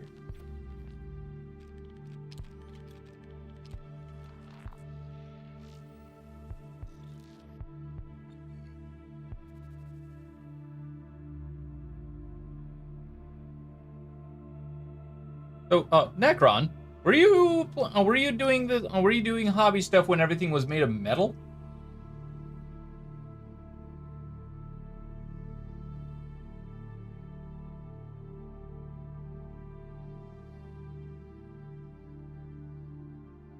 No? Okay. So have you done any metal stuff at all?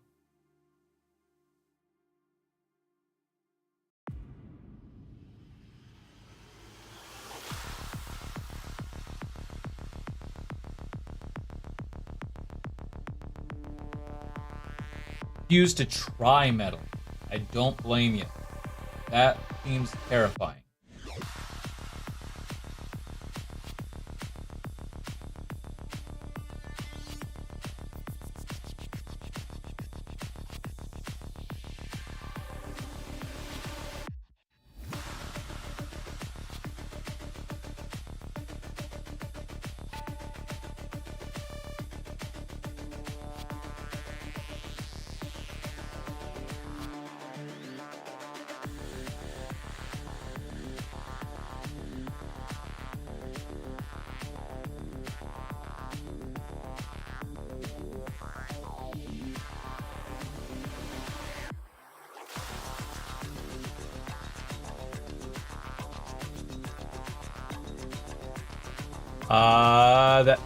That O should be an I. Here, let me help you out.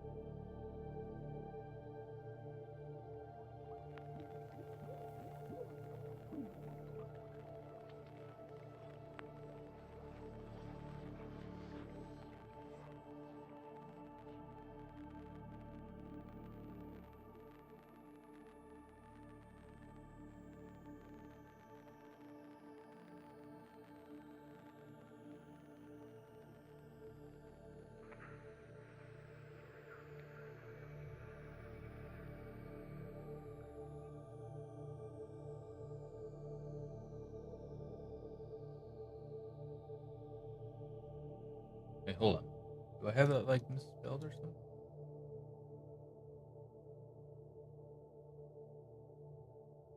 Good.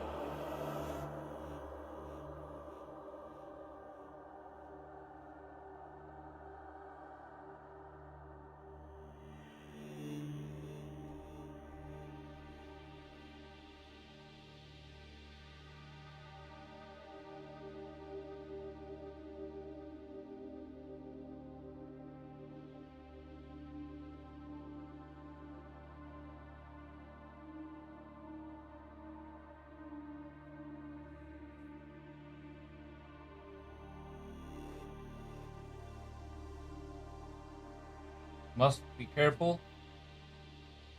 Genestealers' delicate hands. They're not very tough. Both physically and datasheet wise.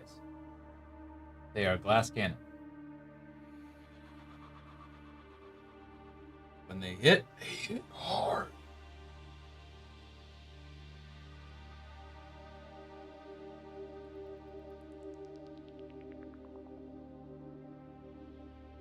As long as they're attached to a brood lord, anyways.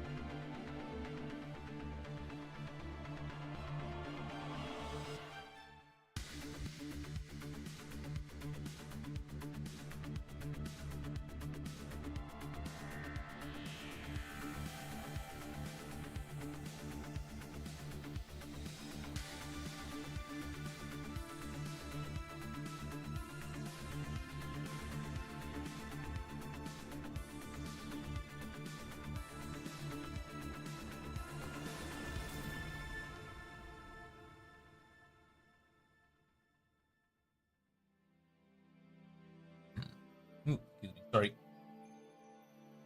Right into y'all's ears.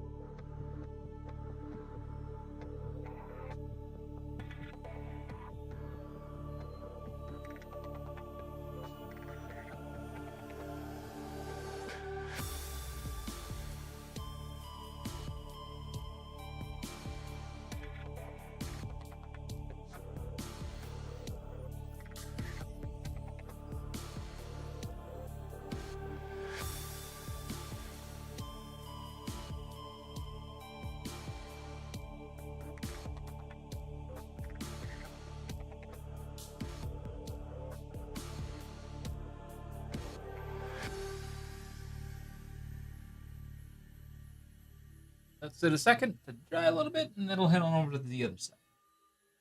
Come on over to the other side.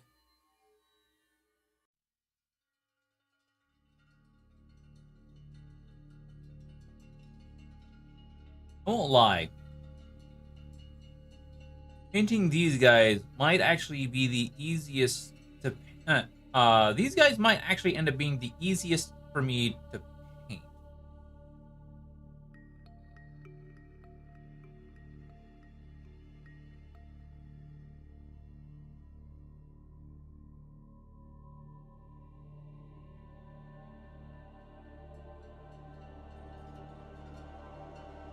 They might, I say. Or they could actually be the most difficult because they're slightly a little plain. Just slightly.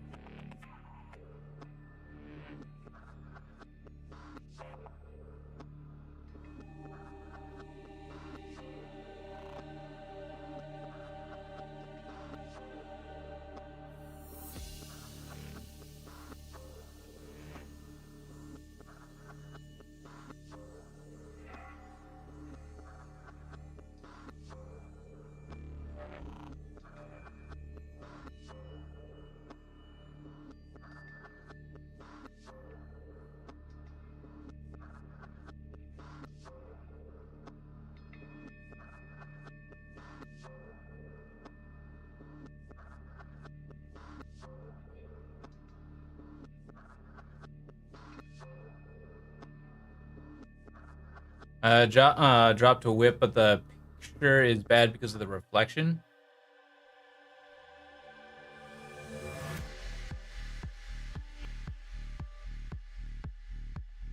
Hey, that still looks pretty good.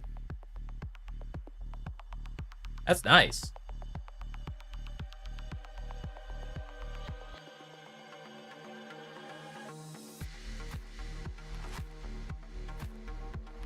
What's that model?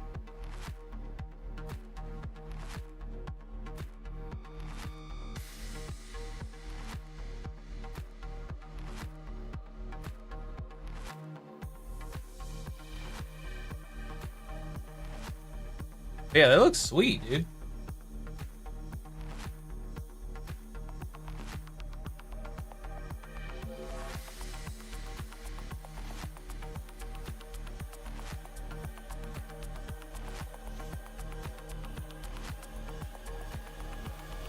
Doom slash a night sight. Ah.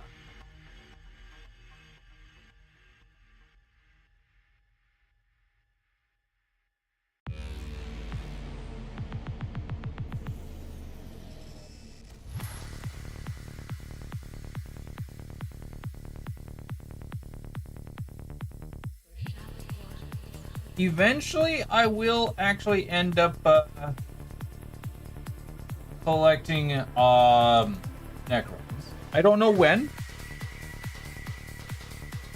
I don't know if they're going to be my third or fourth, because they may end up being tied with Space Marines at the third or fourth place of wanting to collect.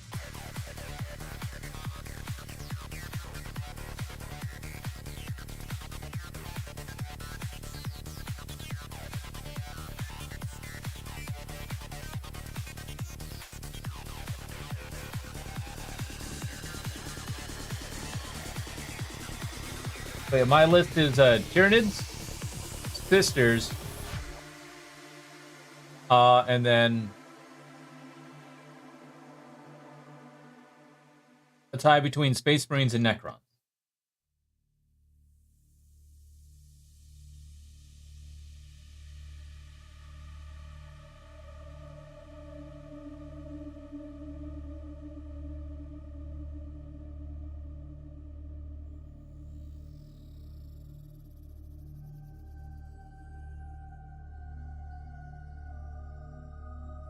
But assuredly at fifth place, though, Orcs. Them boys are good and funny.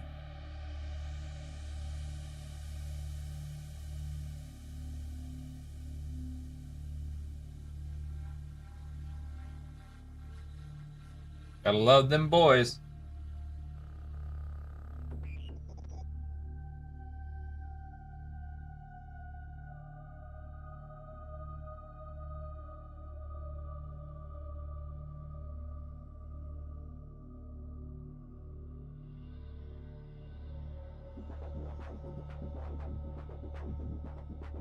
Remember, rule of cool. In my opinion, Necrons are better aesthetically.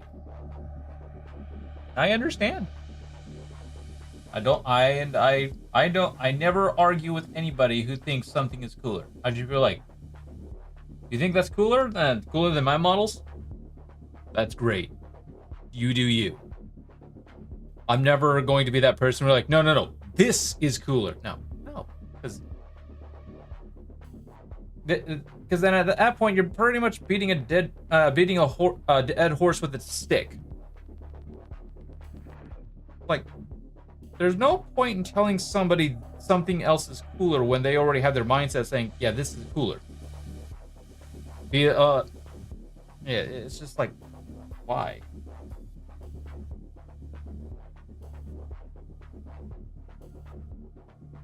Why argue about that? Why argue about what's cool? Not everyone's tastes should be the same, or else this world would be very boring.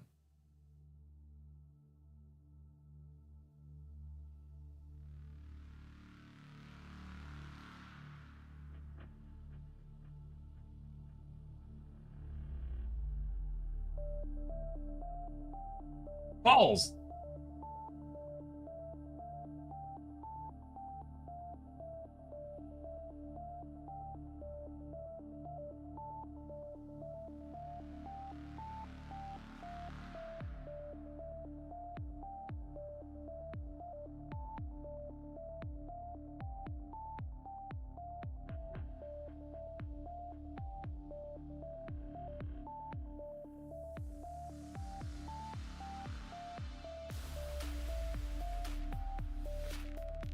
Yeah, when I tried to bring my hand up to reach over, my thumb flicked him. Sent him flying.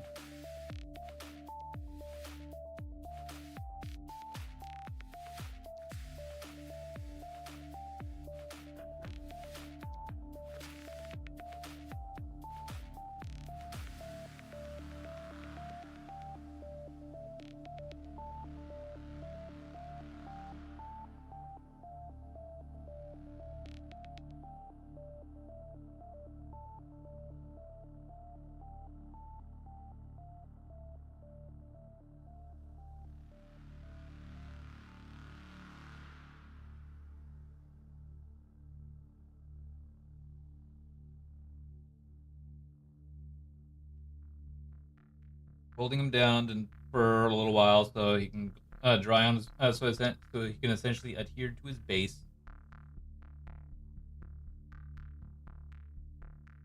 And then we got 6 more to build, chat.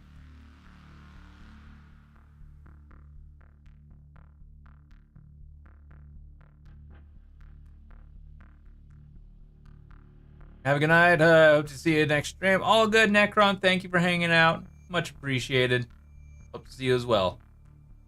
Have a good night.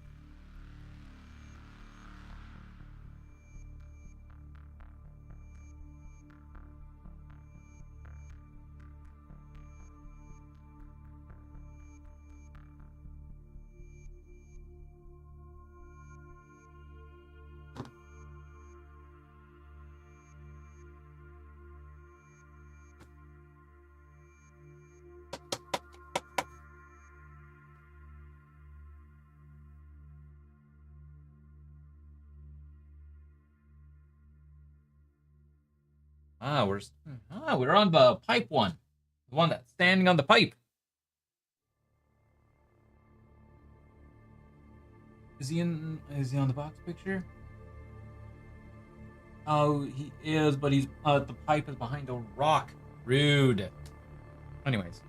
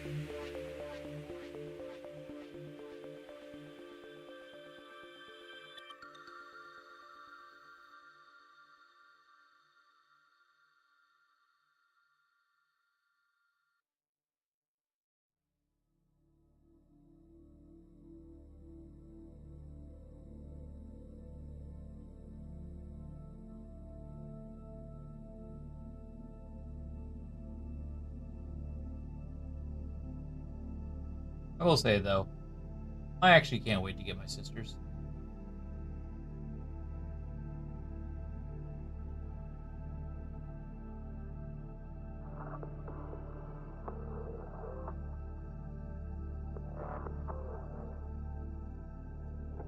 They look really cool, and their rules are enormous.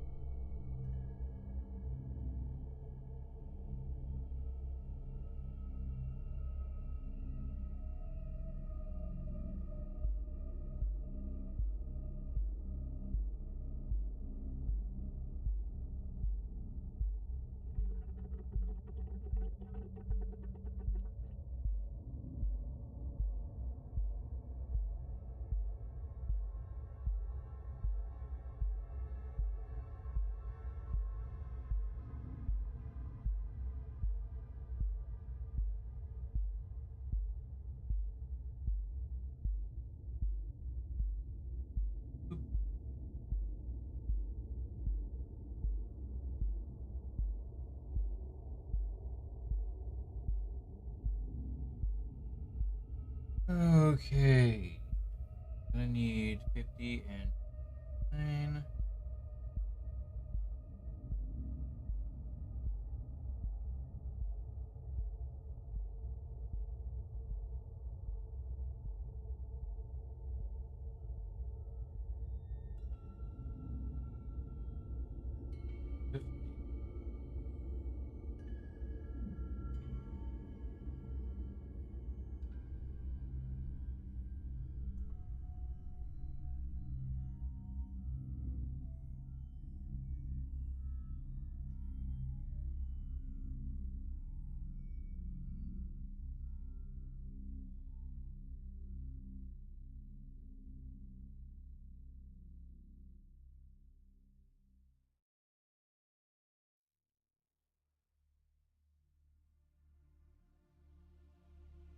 Had to double check there for a second because I saw the 90. I was like, wait, hold on. Am I clipping the right ones?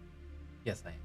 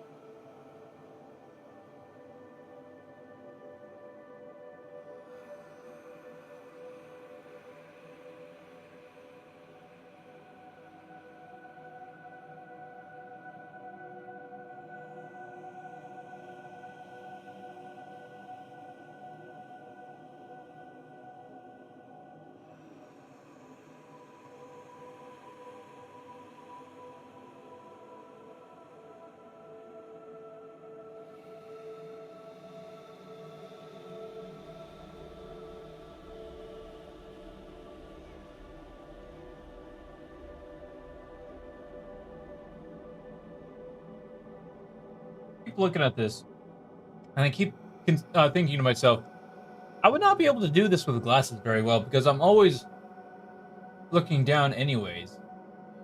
And like to the point where I'm pretty sure I'd be looking right under my lenses. But at the same time, I know I'm going to be needing to get some glasses here soon. Or maybe not soon, but at some point, hopefully. Glasses.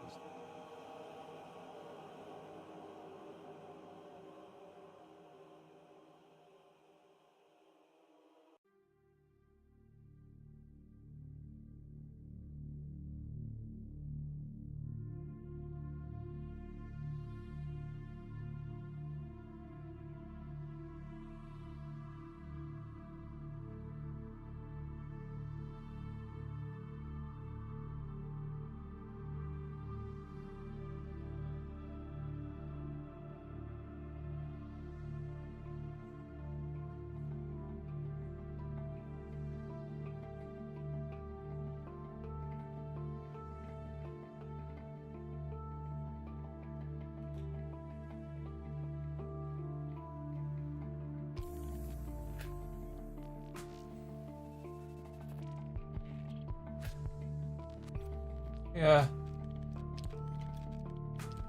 Eventually, I'm just going to say, screw it. Gotta go get some glasses. Will most likely end up happening this summer. So, hey. I'm gonna need glasses.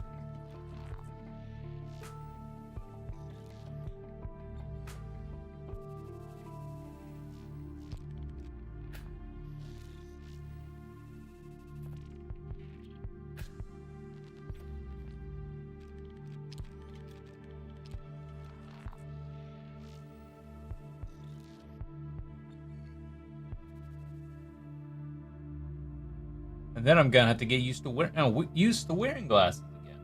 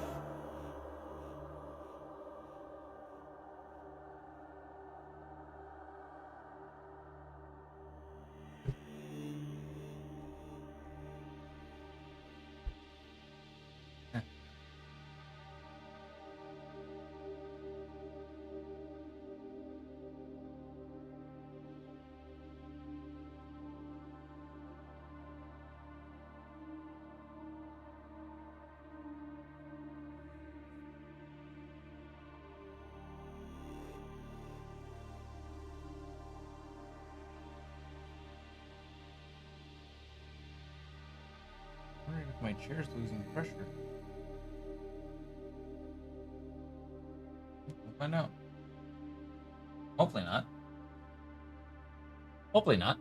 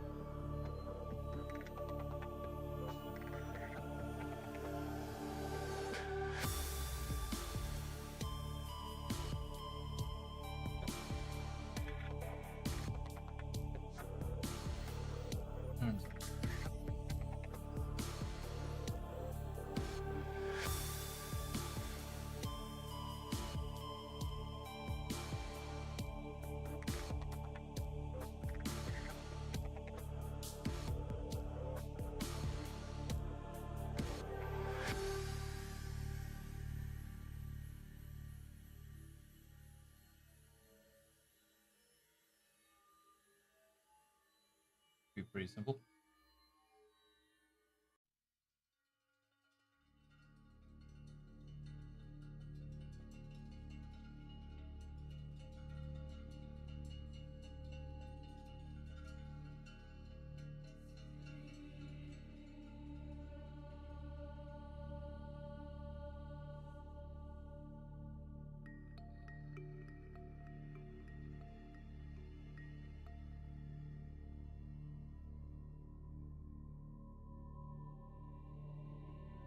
sit and dry a little bit.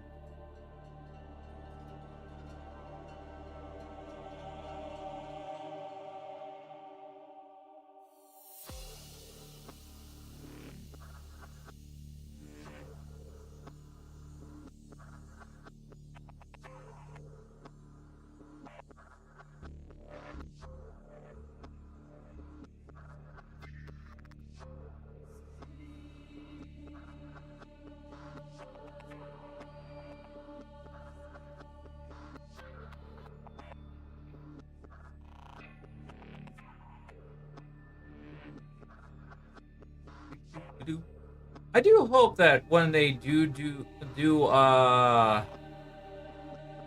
the pre-order stuff for the Battle Force box and Combat Control, that they actually are able to restock on a lot of the other models as well.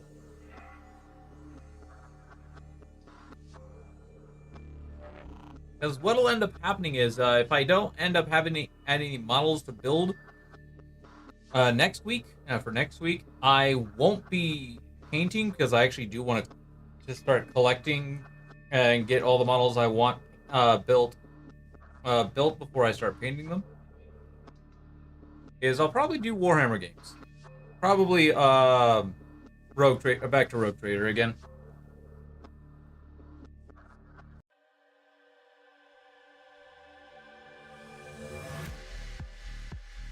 And try and continue that game.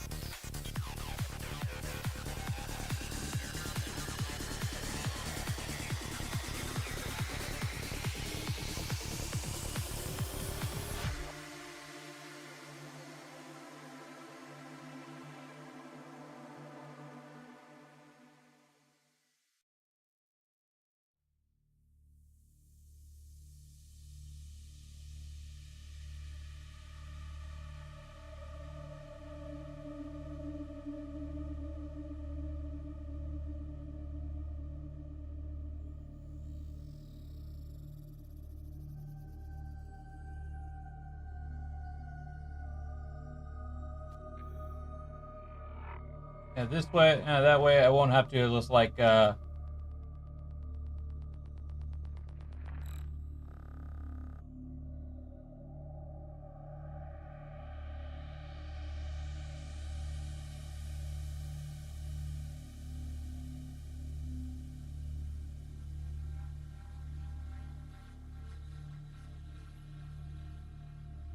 from multiple different places. You can just get it all from one spot and just be like, okay, there we go.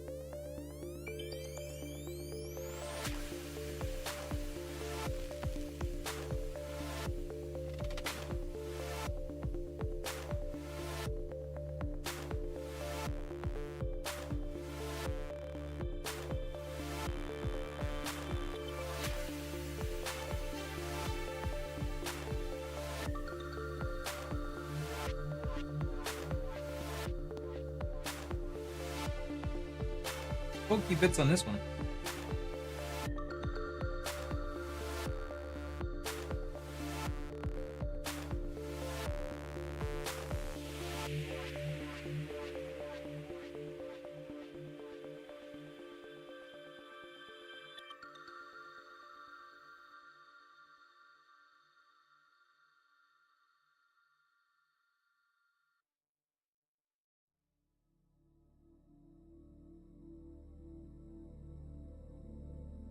Do.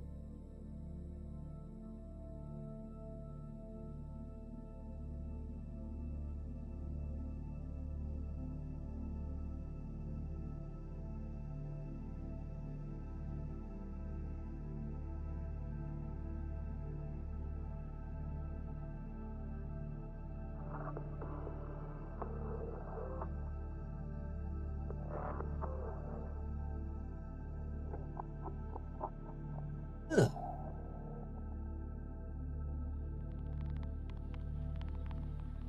Ugh. Ugh. Definitely getting a little tired. But I think I can get one more done. And then we'll be at 4 left. Which would give us just enough for next week.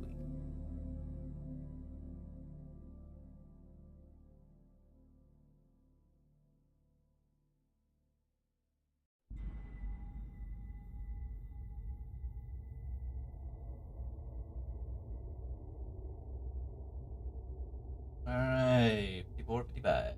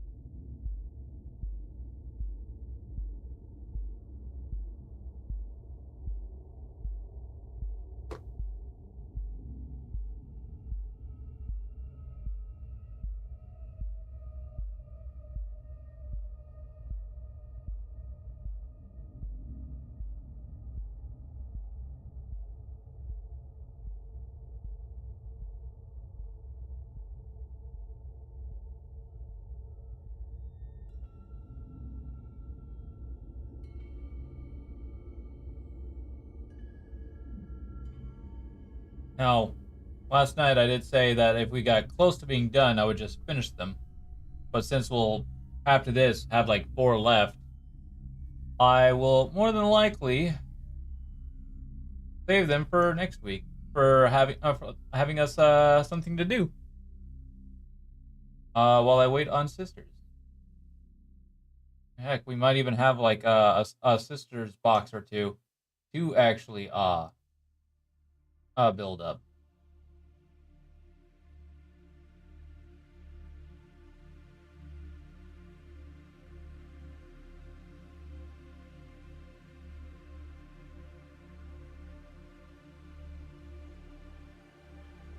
Maybe a rhino.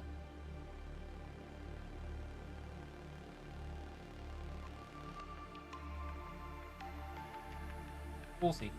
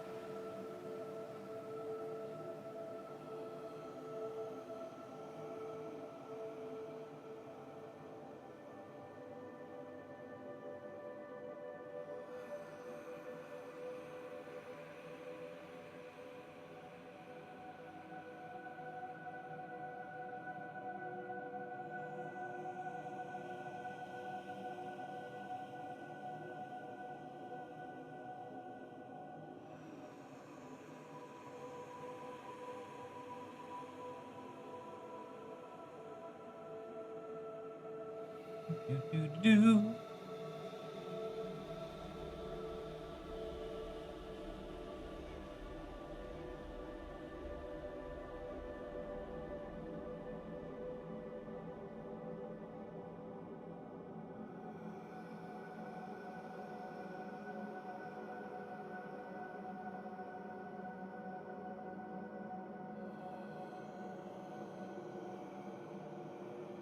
Okay. Um.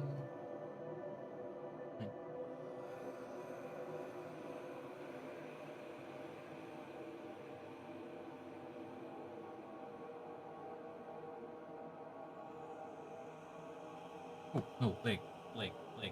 I need 60. Because I already have 61 out here. One.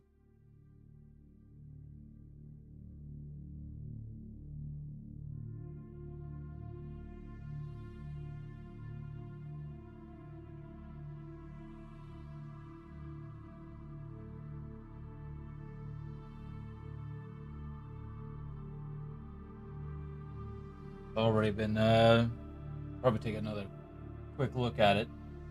But it's already been, like, trimmed up and all that.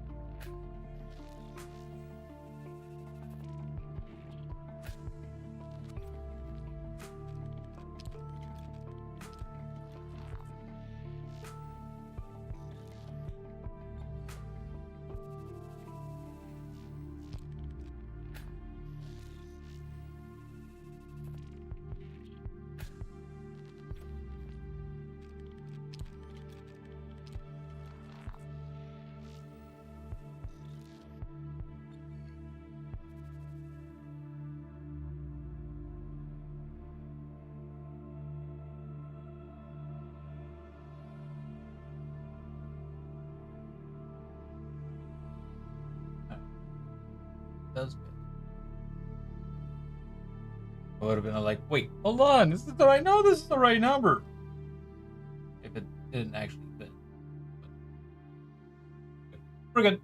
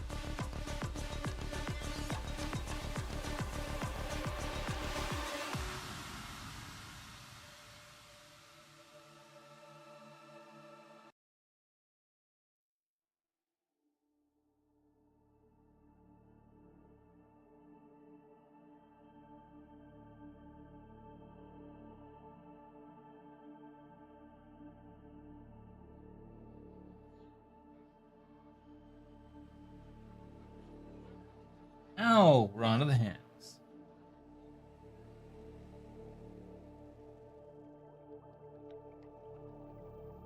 Seven.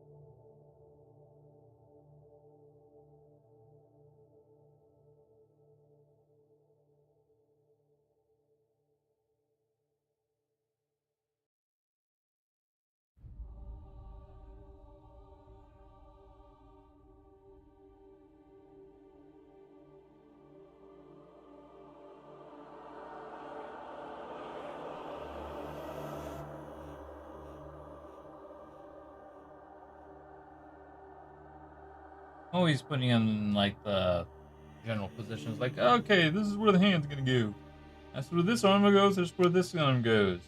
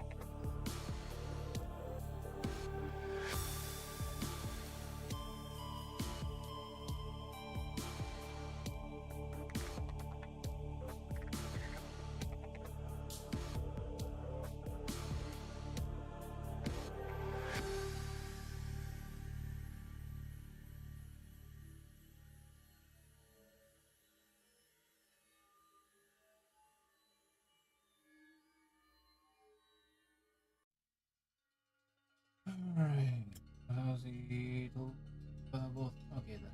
They're down, the claws are up.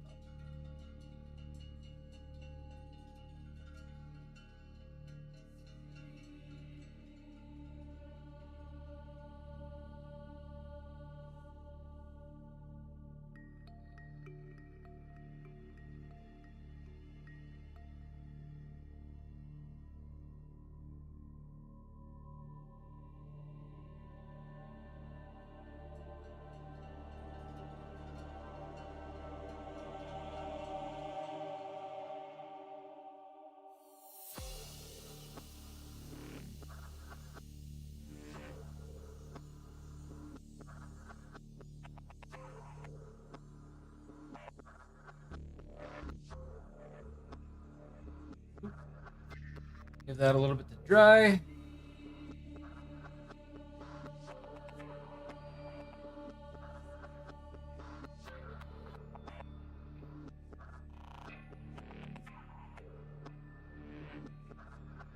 Oh, I'm getting tired.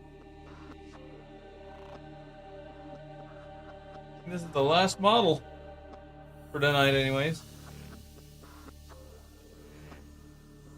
I pretty much already have like a minimum size unit right here, and that's probably how I'll actually play some games by myself. Play some games, probably.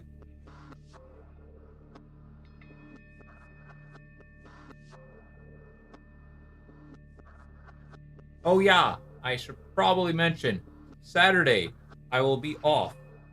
I'll probably also mention this at the end of the stream too. To play D&D.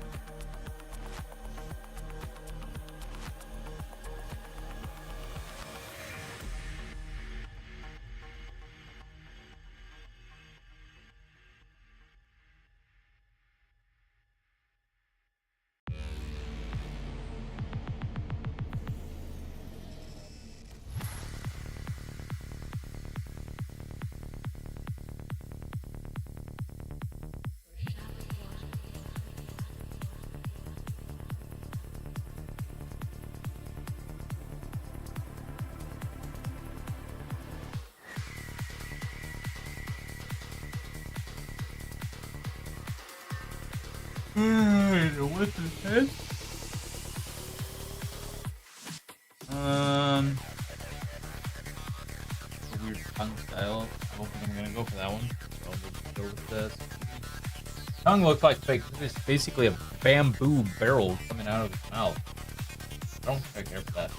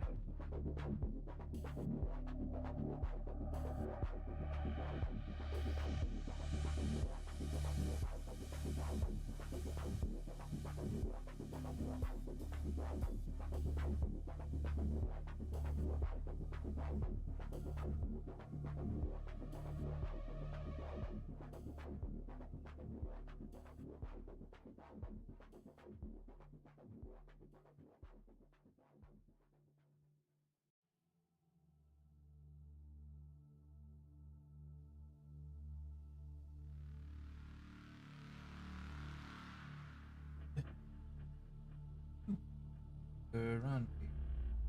Here.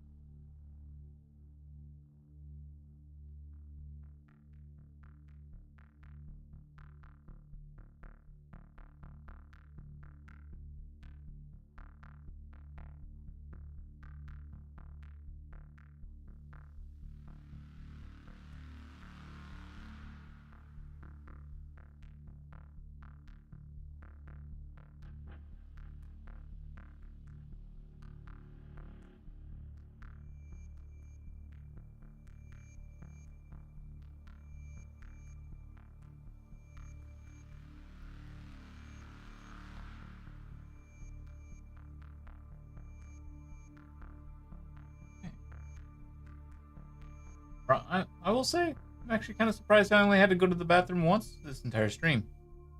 Well, actually, no, technically twice.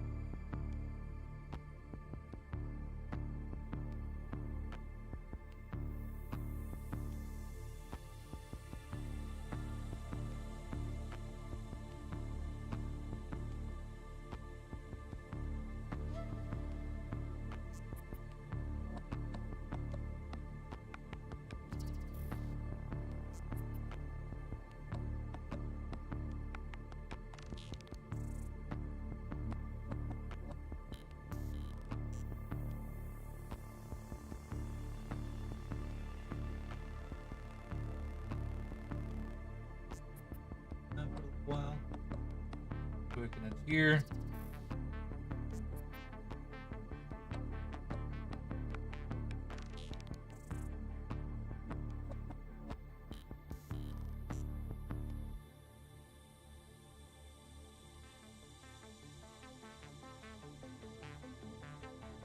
I'm almost certain that actually it really just needs the round base to adhere and fine. But you can never know. You never know.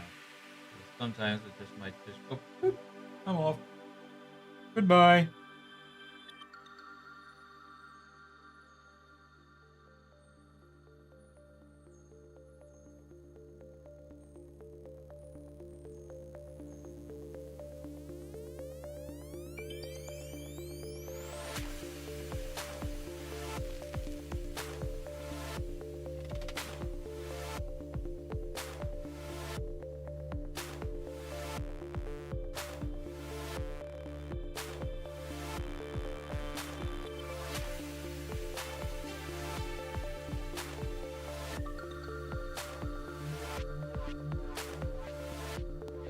Oh, chat.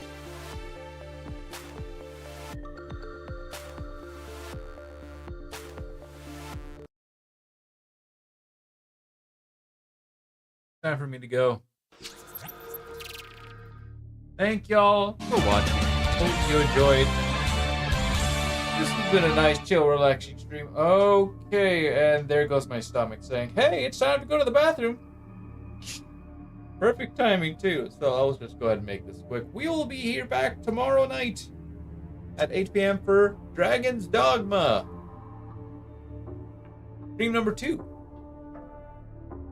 I'm actually enjoying that game. I'm glad to be back to it. But then Saturday, I will be off for D&D, and then back on Sunday for more Dragon's Dogma. And then Sunday for Halo Mondays. And then repeating the whole process over and over. Maybe I'll have some Adeptus Sororitas models to build coming up this weekend, coming up next week as well. Because I only got 4 more Genestealers to build. Oh, excuse me. And then that whole unit is all built up. I might have at least a Rhino to build. Maybe. We'll see. But this has been a lot of fun. This has been enjoyable. Been fun. Alright. Nice, chill, relaxing. I can say that once we get to painting, oh my god, we are going to be painting for a long time.